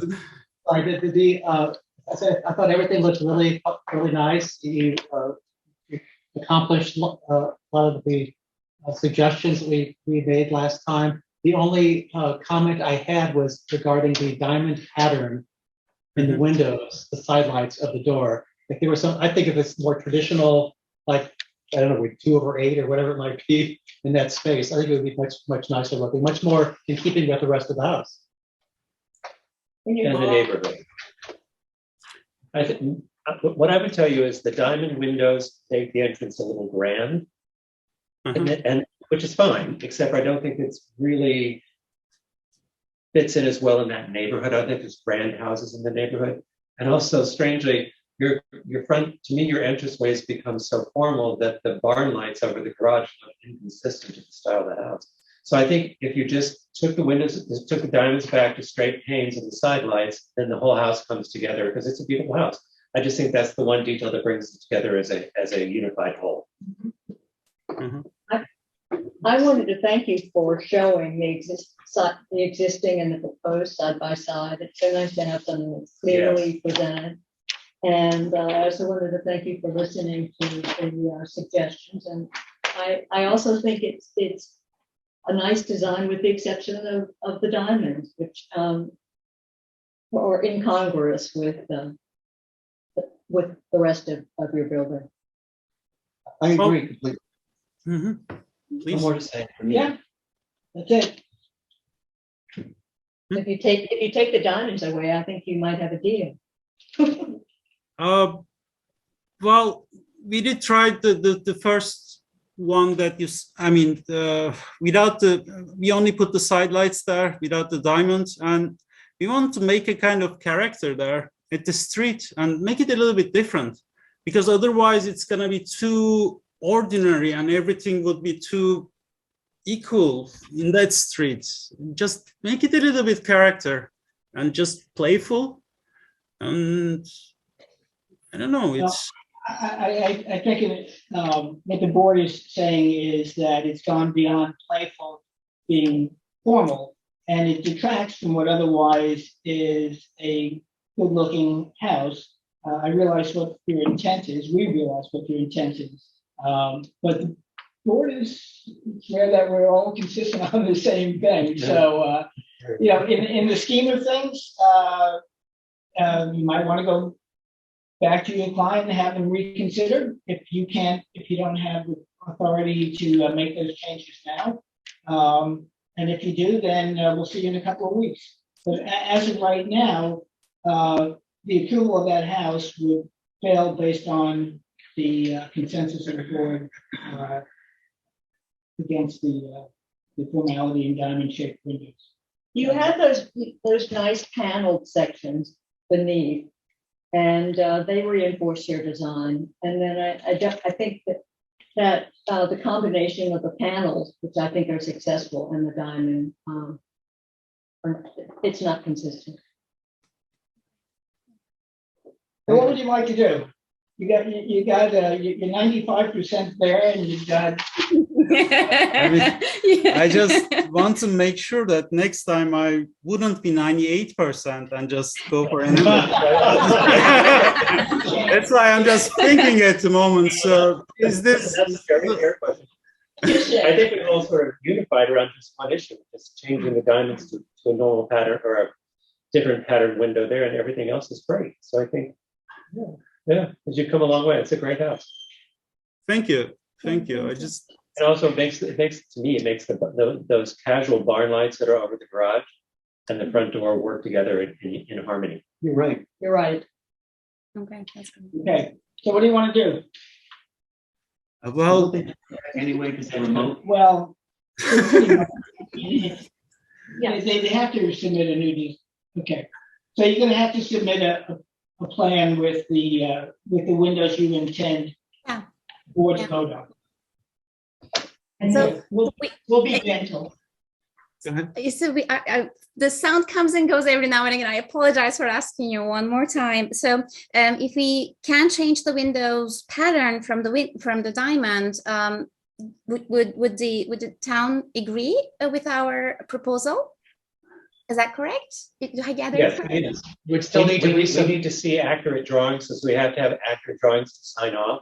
Okay. But yes, if you come back with the different patterns where the diamonds are currently, you have consensus of the board that that's what they're looking for. Right. Now just for their benefit, so they don't have to come back if they fall 2% shy. And looking at that picture now, are we talking about panes to match those that are on the top of those windows? Yes.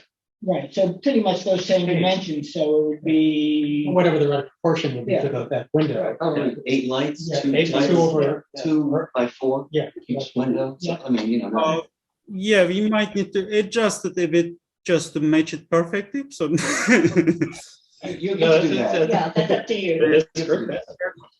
Okay. So can we Okay. ask one follow-up question? Would it be possible for this to be approved as noted? So we provide you with the drawings and without waiting for our next meeting, would that be all right? Yeah, I appreciate that, but per council, and in as much as you're virtual as opposed to in person, we actually need, if you were here, you could sign off on it. Yeah. But in as much as you're there, we need to see the plans here. If you were here and you could draw the configuration on the actual elevations, you might be all right. We can't. we have our project manager there. Can he do that? Sorry. No, okay, all right. I'm not pushing. We're there and everywhere. All right, I move that we accept the applicant's request to adjourn to our next meeting. Second on that. Oh, and by the way, any public comment before we do? No? Okay. Second by Mark, all in favor? Aye. Great, we'll see you in a Thank couple you. of weeks. Looking forward to it. Thank you. Thank you. Okay.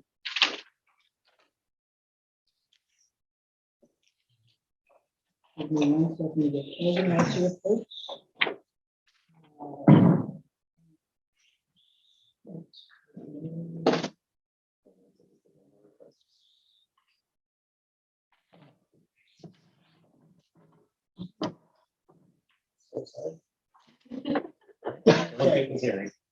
Okay, next application is.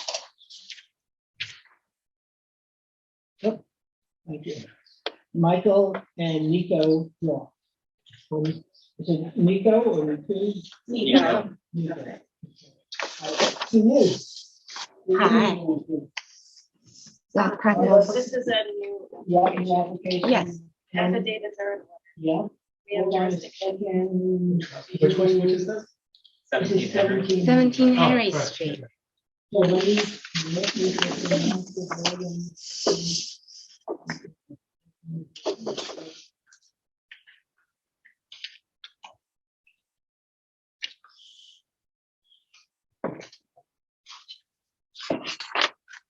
Okay. Okay, so this is an application for a demo of an existing structure. At the same time, we're submitting plans to construct a 2-story single-family dwelling with attached garage 10 feet high, 17 feet. So we do have affidavits. So you tell us who you are and who you represent. Good evening, board members. This is Xiu Liu. I'm the architect for 17 Henry Street. here first, I'm going to start with the survey and site plan. And I have also photos of the house, existing house, outside and inside. Okay, one more picture.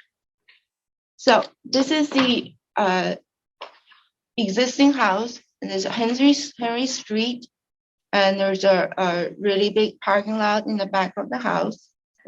There's a detached garage here.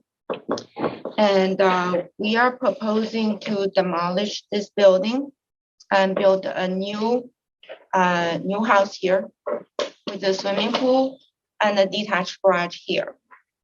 And this is the picture of the existing house.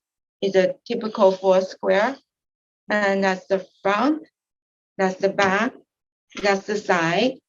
And I'm going to show the board our presentation, our proposed new building is exactly a 4 square.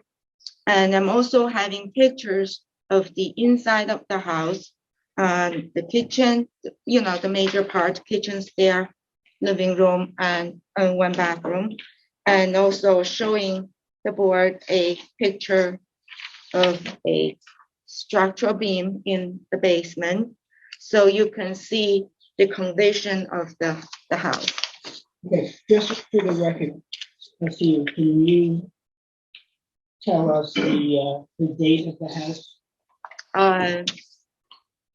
We did research. It is probably around 1930. We actually submitted a chain of title, and we also submitted a historic vendor as in the package. We do have that available Yes. to the public. Yes, and so the new house is a 4 square house. I'm feeling a little disoriented looking at upside down. This is the front of the house, and that's the south side. Oh, I'm sorry. Okay, and then north side, I'm sorry. And this is the rear of the house, and that's the south side. So I will probably leave it the south side, which is where most people are gonna see it because it's facing the street. Front of the house is the west. Yeah, this is the front elevation. Yeah, it's the west. East.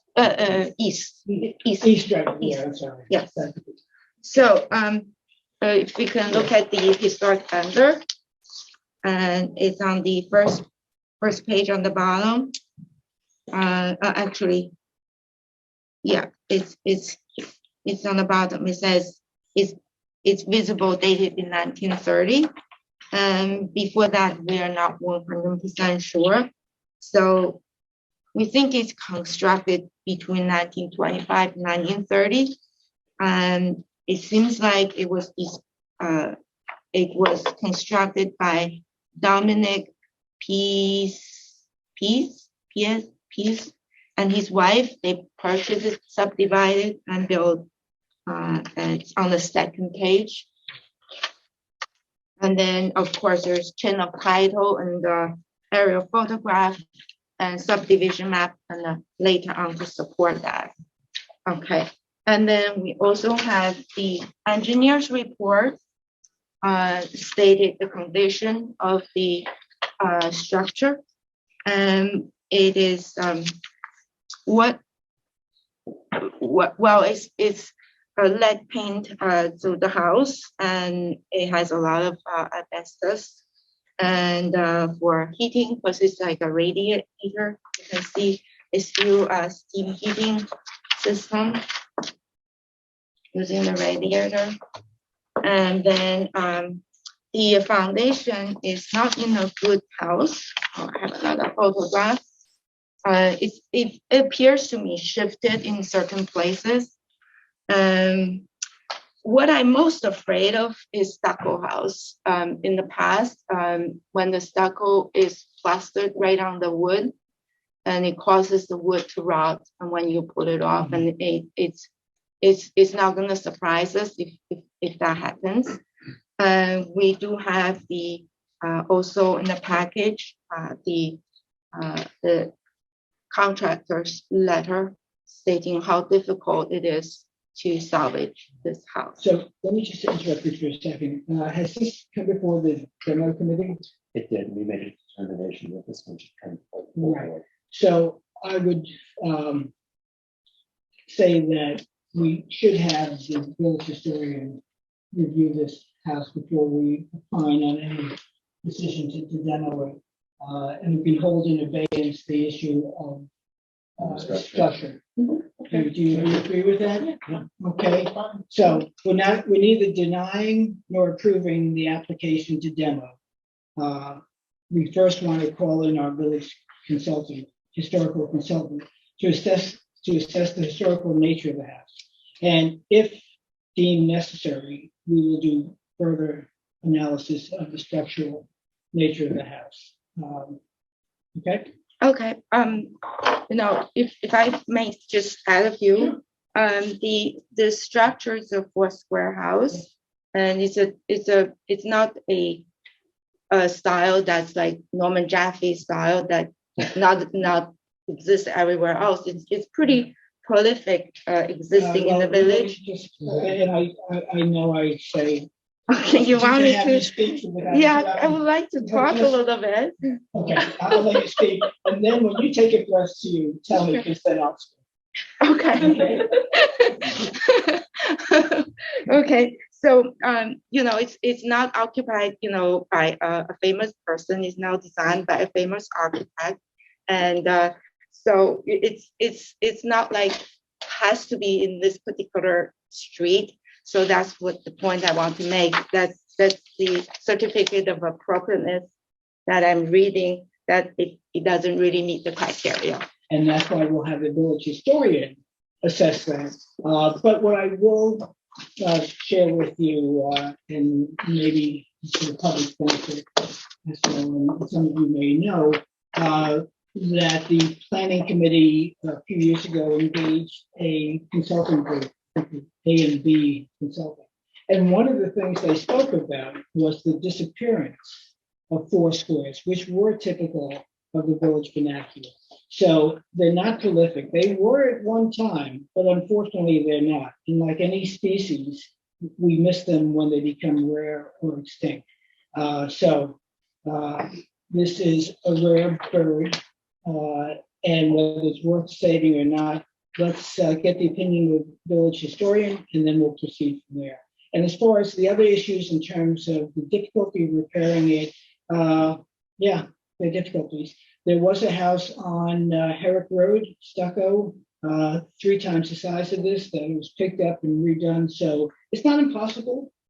So, but let's hold that in abeyance for right now. Why don't you take us through that, which you plan on doing, which is a very nice thing to do, because oftentimes we're faced with a demo and not knowing what's to be constructed.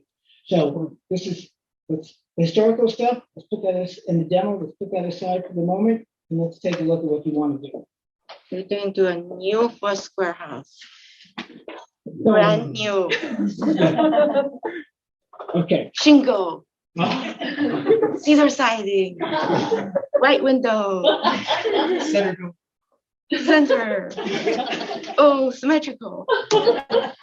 That's what we're planning I was going to on. say from the get-go, I appreciate that you come from this viewpoint of from 4-square to 4-square, because that does actually pay a little homage to the neighborhood.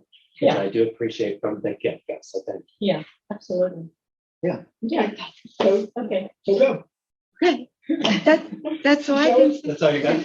Yes, that's it. We're gonna do cedar everything, and double hung windows. It cannot be more traditional. Well, why don't you want to walk around the elevations?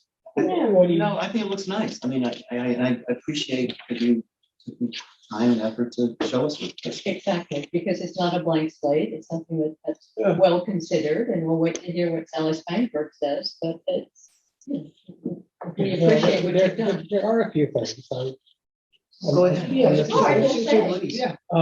I think I just don't like those double-story windows that are on the north elevation. I guess that's the stairway. Yeah. Yeah. It's not a 4-square. Not a 4-square. And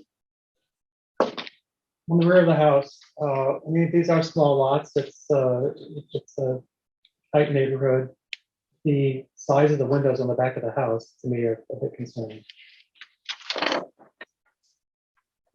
From a light pollution standpoint. So you, is the house going to be built on the same footprint?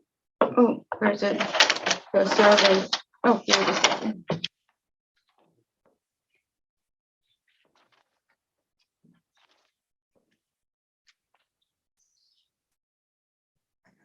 is.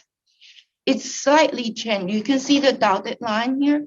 So the house is actually non-conforming in the existing spot.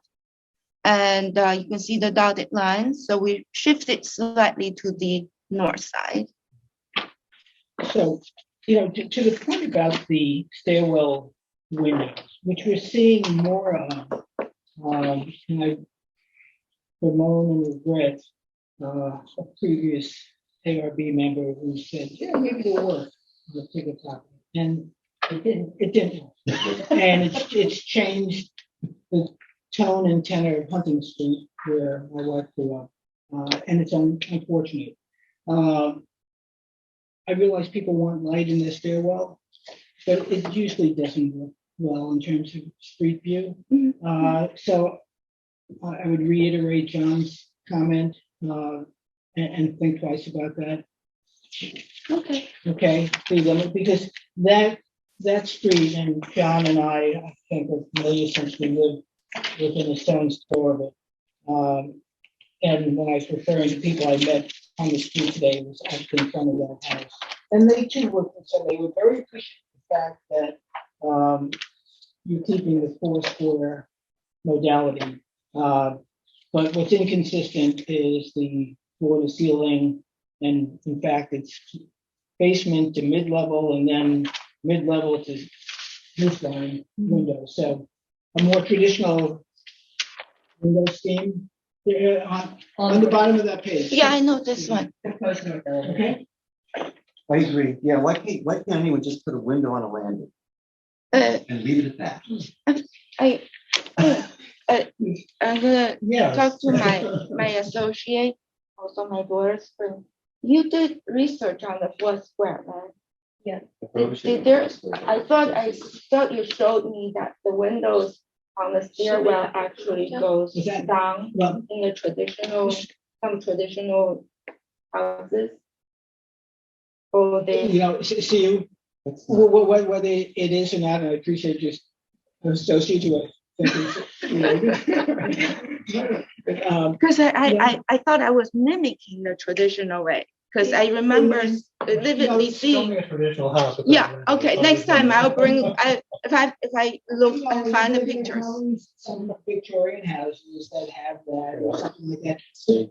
I think suffice it to say that the board is not in favor of it. Yeah. With so many options that you have. Oh, I understand. Yeah. I understand. So I'm gonna go look and see 4-square how they treat the staircase, because some of them have the staircase. That straddles the floors and on the landing. Yeah, I'll take a look and see what they did. Okay.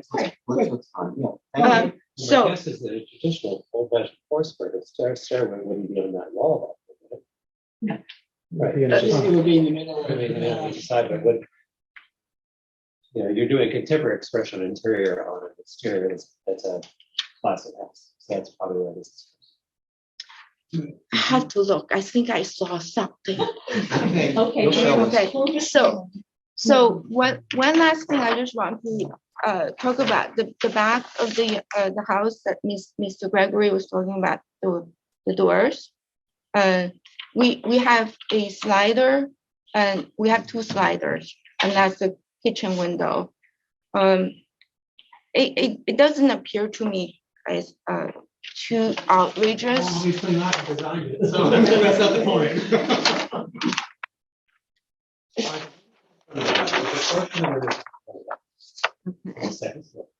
The center portion is the rear. Yes. All these windows are 3 by 5 because that's the egress window. people got bigger and bigger, so the windows has to be a certain size to get out. So all of them 3x5. If you see any bedroom windows and it's a double hung, it's 3x5. Gotcha. Okay. All right. Thank you. It's a very nice house. Okay. We just need to get. Right, okay. Who is the historian now? So, any public comment? Anybody live on Henry Street, any neighbors here, anybody out in the ether? Nope, okay. So who arranged the meeting with you? We'll do that. We'll do that. Actually, Alex with the, it's gonna be an assignment of Alex. Alex and I will work there, right, Alex? Sure, I'll refer the materials to Sally. Great. Thanks so much. Oh, I didn't realize she's the historian now. I thought it was a Zach. No, exactly. All right. Oh, thank you so much. Zach is, he's focusing on cemeteries. He's not in one thing. He's restoring cemeteries. Okay. Never mind. I'm searching for a joke. I move that we adjourn to allow historic review of the house. Do you need a public comments? Yes, and nobody comment. Thank you, Sue. Do I have a second on the adjournment? Second. Okay, second by Peter, all in favor? Aye. All right, Sue, we'll see you in a couple of weeks. Alex, we'll need to get a note out to Sally on that, okay? Will do.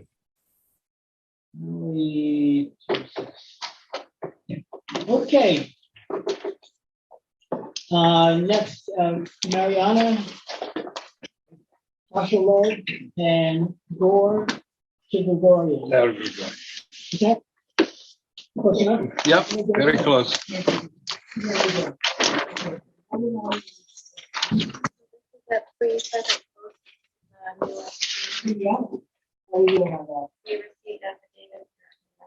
Okay.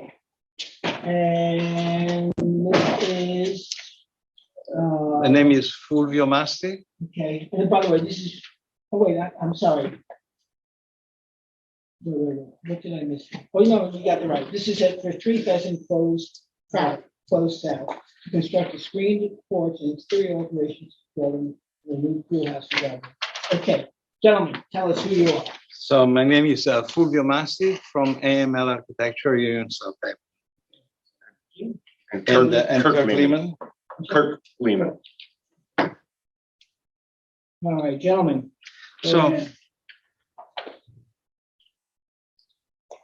So we are proposing on the site several modifications to the existing house that is already there. We are demolishing the existing pool house and the swimming pool. We are proposing the same function in a new location with a different orientation. For the house, we are proposing an extension of the existing porch that is on the north elevation toward the east is already there. We want to double up on the other side, on the west side, and connect the two new screen porch with an open pergola in between. In the front of the house, there is like we would like to do some minor modification to the front elevation. Right now, there is a covered porch at the entrance with a gable face. We would like to transform that to a shed roof structure. And there is also a stair tower, which has a pyramidal roof. And we would like to modify that pyramidal roof, and from the apex of the pyramidal roof, go back with the ridge to the existing roof. We also would like to enlarge the mudroom of the garage. It is a very small addition that is going to be contained within the perimeter, the projection of the roof above. So basically, it's going to just take advantage of the overhang there. Also, in front of the stair tower, we would like to have a new light well to bring some light into the lower level, the basement level. On the east and the west portion of the house, there are like 4 individual light well right now. We would like enlarge them and transform them in lower courts. We would like also change all the shingle and of the house, the siding, and also the roof shingles. And also we would like to change the color palette of the house.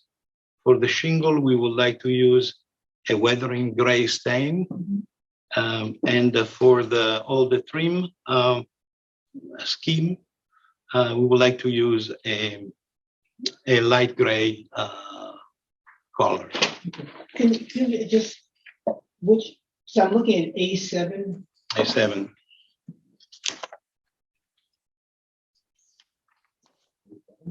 A7, and on that is a storm spot. I can't make. It's a stormy spot. Right, but it looks pretty dark to me. So. For the trim? Yeah, I mean, maybe it's the way it came out on the page. Yeah, sometimes. It's like a medium gray. So closer to the elevation. Yeah, close to the rendering of the elevation, yeah. Maybe you should bring a real swatch. Sample, Okay. Sure. Okay, continue. I think the sheet with the renderings is the best to see the existing house and how we're changing. Basically, we're keeping the house as it is and just updating the aesthetic of the house. So we took the same photos of the house and did the same rendering angles to get the idea. And this is in Pheasant Close and has been approved by the homeowners association. It is not visible from Narrow at all. There's a 30-foot hedge completely encapsulated. All right, gentlemen, that's your presentation for the moment. Yes. Okay, good. John, you want to start? You know where you're going. Yeah, my only issue is as you even called it yourself, a stair tower. To me, it's just a little overwhelming. I love everything else, but the design of the house, like, it's beautiful. That just seems to overwhelm the facade of the house. Aside from the potential light pollution and all that goes with that. Similar to the house previously. Yeah. At least I think the scale of the windows in the tower should be brought down. I understand you want light, but that's like a problem. I think if we could just bring it down a little bit, that's just too much light coming forward. And what are the dimensions of the deck on the back of the house? This deck, so basically it is like in about 3 sections. Yeah. And the one on the east is already there. So we are keeping it, we are reconstructing with the same dimension, which is about 20 feet by 17 feet, if I'm not mistaken. Correct. So 16 by 20. 16 by 20. And it's not one continuous deck, it's pergola in between. You can circulate from one to the other. So it's not a party deck. So those 2 elements, they are like, Yeah, I've heard of it. those 2 elements, they are like screened in, and the center is open. It's open to the sky and open to the front. And then, when you come down the cul-de-sac, the house is up on the left. As I'm pulling it, no, it's up It's on the right. on the cul-de-sac. So It's on the right. your sight lines on the right, your sight lines in the back at the angle of the house go toward Narrow Lane. No, Or they go toward the towards the north. Toward the north. Yeah. But there's a good distance from the back of the house to the rear property line. And again, there's evergreens that are probably 25 feet high. Oh yeah, They're incredible. I used to live on there. Oh, really? 100 years old. All right. Yeah, that. Yeah, but my biggest issue is just I think the light well it's too pronounced, and I think if that could be scaled, and I think you've done a lovely job. It's beautiful. Yeah. Sarah, Peter? I really like the transition from the pedimented entrance now to the shed. Yeah. That's really successful. And the windows, I like everything but the fenestration in the stair tower. Okay. I think if that could be reduced, Peter will probably have very specific ideas. On how to reduce it. But I think if that's taken care of, the rest of it, Okay, thank you so much. Yeah, I agree, and yeah, my specific recommendation is one big window that floats in the wall, in the shingle wall. I think that's the only thing I object to. I would ask that you ask your clients, are they sure they want a glass front door? You know, I'm walking around in my pajamas all the time. It's nearly impossible to see out from this property to the street. No, I know, but when the FedEx man comes, you know what I mean? They're expeditionists, that's fine. But they It might is want recessed though, right? Yeah, it's deep in it. Okay. Actually, is glass right now also. All right. Okay. But no, I think it's a very nice design. And you did a good job. I agree with Sarah to change the entrance. Yeah, it's beautiful. Yeah, very Very well good. Big improvement. And then there's the pool house and the garage and the driveway gates. The driveway gates were, Driveway gates don't look, they were designed by LaGuardia Design. I know who designed that, but they don't. Look as I recall. Oh, wait, is that the one with the all the kind of textiles on it? Yeah. Okay. Oh, yeah, no, that was not good. That was, that's like a double, One. I wasn't on our agenda, so thank you for bringing it up. yeah, it is somewhere. No, it's on there. Was it on the driveway? What page is that on? It's a separate, It's a separate. It's a separate, yeah. Oh, Is at the. I have it here in a bigger Oh, yes, format. you're right, sorry. yes, that double row is gonna make it opaque. You know, it's way too opaque. Yeah. Yes. We can review that. Yeah, okay, that's my only comment. I mean, I like the design, I just think it's too opaque.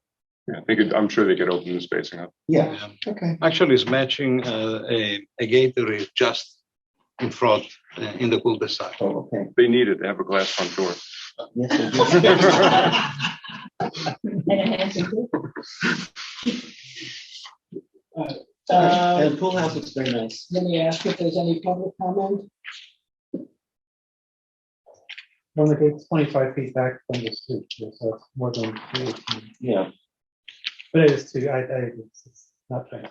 There's no public comment, but LaGuardia had their hand in the tent. Okay. All right, yeah, and then on the gate, even though it is for the, we discourage external goosenecks and mechanisms. So if you can avoid that, even though it's further back, it may be less of an issue here, but if you could accommodate that, that would be helpful. Now, it's gonna have either a pressure activated gate or a radio activated gate or the mechanism, so the control box on the tower. Okay. We'll discuss it. Great. Okay. All right, Excellent. gentlemen, we did it all. So we'll adjourn to next week. 2 weeks. And we'll get that color sample for you. Do I have a second on the motion to adjourn? Okay. John Gregory, all in favor? Aye. See you. Thank you so much. Thank you so much.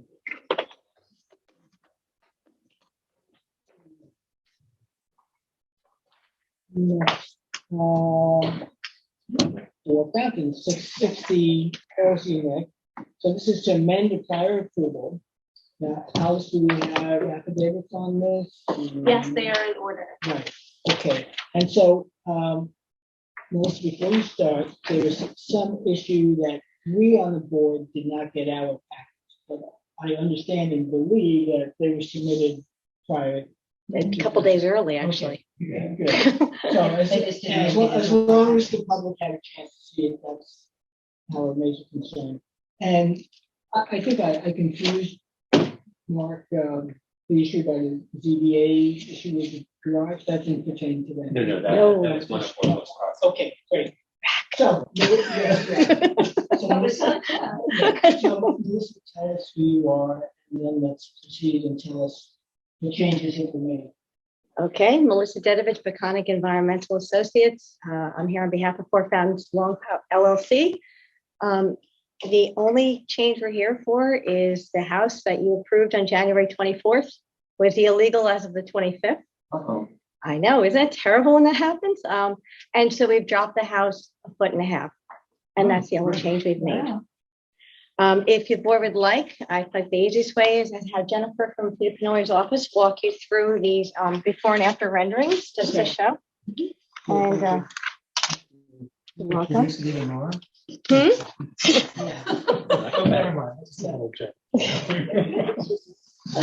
I don't know.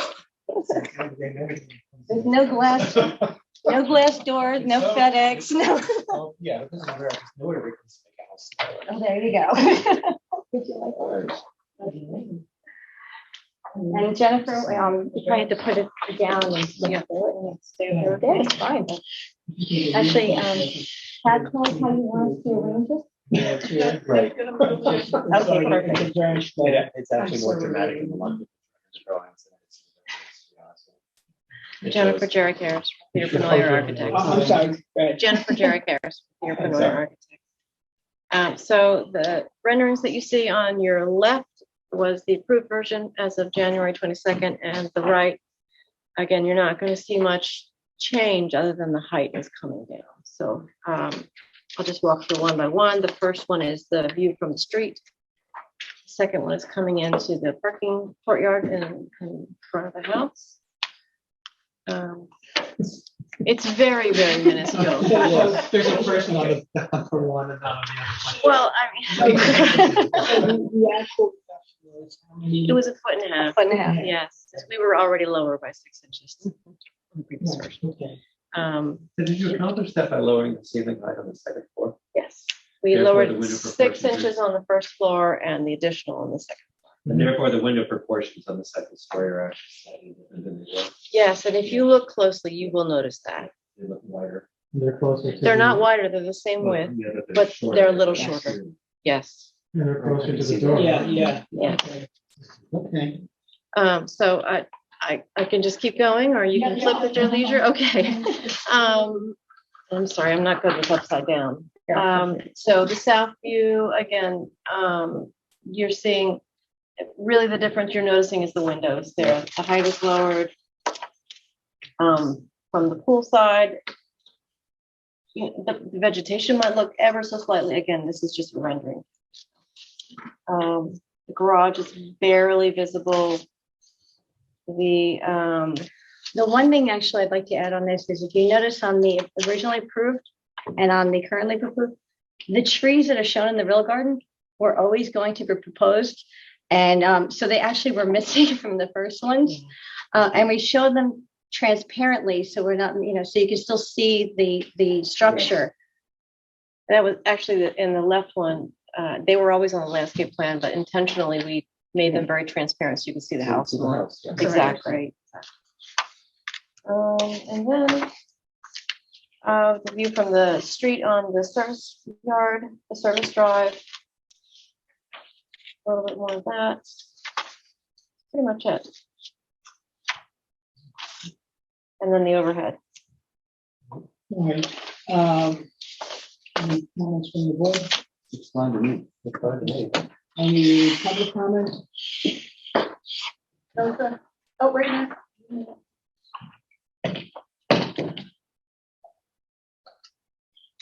Oh, Alex, you have your hand up? Alex, you have your hand up? Yes, I just wanted to say something if that's okay. Sure, go ahead. It just looked like the renderings that we had in the Dropbox didn't, it looked like we had all of those renderings you showed, but not the side-by-side view that you presented. So I just wanted to ask if you could submit that. That is correct. We figured instead of fumbling around trying to open up the originally approved ones and the new ones, we just combined it for this presentation. All the information had been previously submitted. So we'll put a set of this. Okay, this is not in the file. Correct. So, I'll put mine in. okay. Yeah, no, that's fine. Mine is. We figured it'd be helpful instead of going through the elevation. Thank you, Alex. Okay, Great, any thank you. public comment beyond Alex? Which is not public. No. Okay. So in that case, I would move that we accept the amended amendments to the plans as submitted at Four Fountains LLC this evening. We have a second on that. Second. Second by Mark. All in favor? Aye. Aye. Okay. So once again, Okay, thank you. Ellen. Thank you. Glad it Thank you worked very out. All right, Thank you. Thank you. And we wish the applicants good luck in this task. I know it's been an arduous task and journey for them. Thought you were gonna end by saying you'll miss seeing us again. Nah. They will really appreciate that. Thank you. Somewhere along the line, I feel like we'll see you again. I'm feeling you're right. Thank you. Have a good night. Thanks, everybody.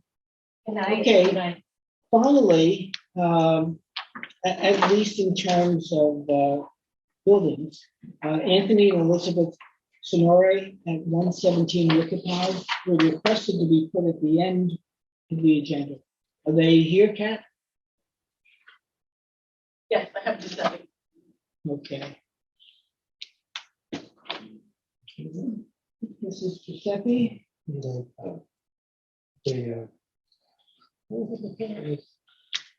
Hi, Giuseppe, you're in. Hello, good evening. Am I coming through? You are. Yes, Right.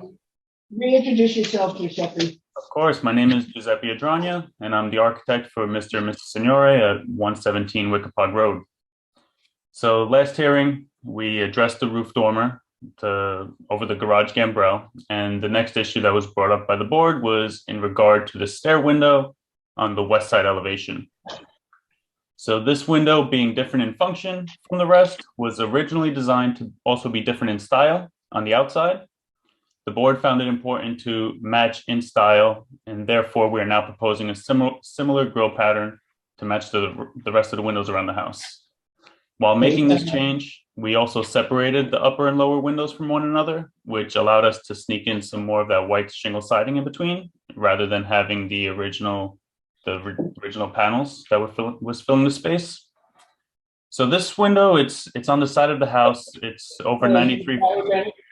Can somebody share a screen? So, I'm okay with you doing it, Giuseppe, or you doing it, I'm Alex? here.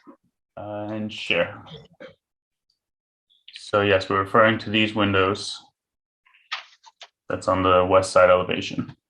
Do you have a cursor that you can point Sorry. to? So I highlight them now. I'm going to remove the highlight, but it's these two.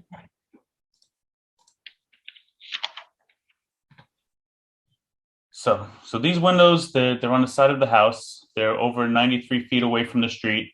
It's beyond the front porch element, and therefore its visibility from the outside is low.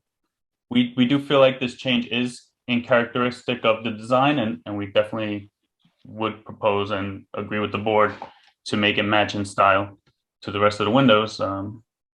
But this is it. We did match. I do have the previous studies where we were showing the streetscape. We did this 2 hearings ago, and that's where I went back. It is 93 feet away from the street. The hedges are high. The neighboring house is in the way. Even when you're more straight on, it is not very visible. But we do want to concede and show you that we want to make the match in style.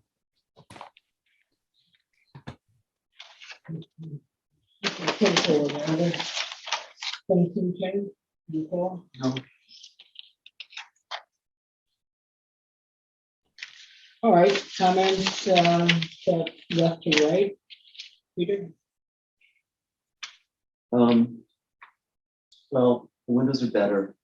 I just feel like we've made a lot of baby steps, but I still find the overall design too fancy for its neighbors. I don't have anything else to say. Go to the other end of the spectrum, at least on the table, Mark.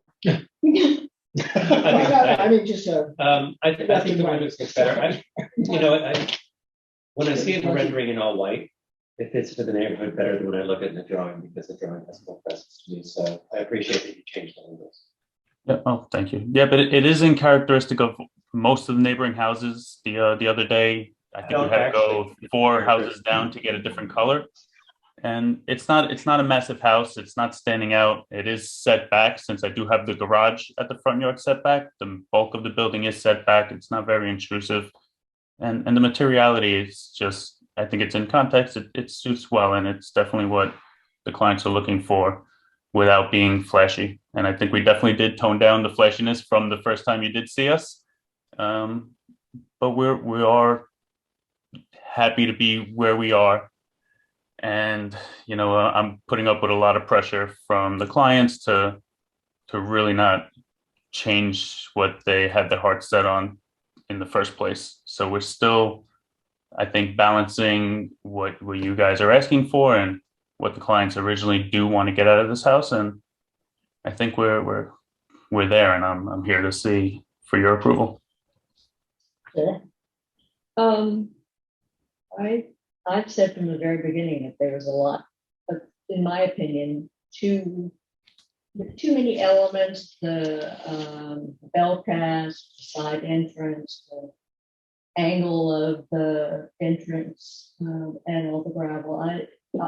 I think there's too much going on in what used to be an agrarian side, but that's my opinion. John? I mean, it's a long way from where we started. There's no doubt about that. And you addressed most of the issues that we brought up over the course of the last several meetings. So I think this is as good as we can. Yeah, it's a bit of a vexing issue, and Giuseppe, please don't take this personally, but to some extent, well, I guess it's a question, because I'm repeating the words you've used, and to some extent, you've not necessarily helped your case, because you started off by saying you wanted to design a agrarian house, and it's not. You at various times said you wanted to accommodate the board's judgment as to whether or not it fit, and there's still some deep concerns. At the same time, the board recognizes that you've made a number of changes, and so we do try to balance out the village concerns with the private owners' concerns. At the end of the day, though, it's really the village concerns that trump, and only by a slight margin. But I find myself leaning with Mark that I don't think it's agrarian. But you have accommodated a lot, so I would be okay with moving forward on it, which isn't a rave. But I'm not sure that I'm willing to vote the project down. So, Public comment first, or? public comment from anyone?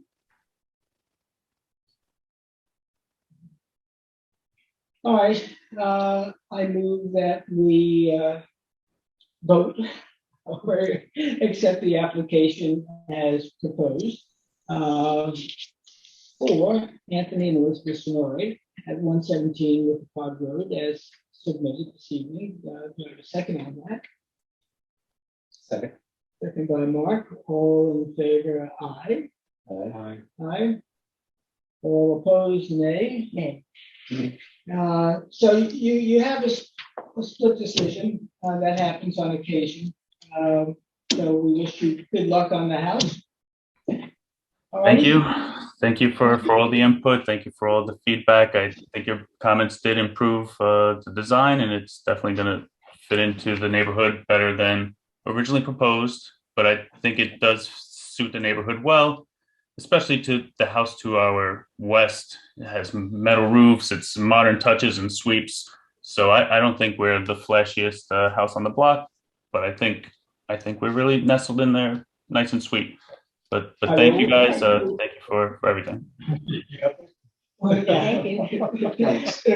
Take yes for an answer.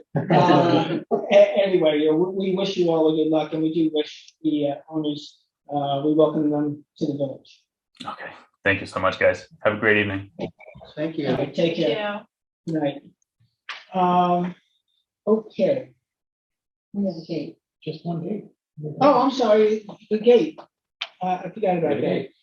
301 Murray Place for a driveway gate. Everybody here for that? Yes, sir, they are coming in. Okay. This is really everything yet. Well, did Tommy ever get in touch with people? We'll talk about that. Okay, okay, well, you said no, we'll talk about it. Okay. How much time? So, all right, hello, introduce yourself, please. Hi, you have Dax and Oh, sorry, go ahead, Dax and Crandall with LaGuardia Design Group. Okay. Ian Hamback with LaGuardia Design Group as well. Okay. Great. All right, So, gentlemen, tell us what you did from the last time you were here. And if you can show it, that would be great. Yeah. okay. Can everybody see our screen? Yes. Great.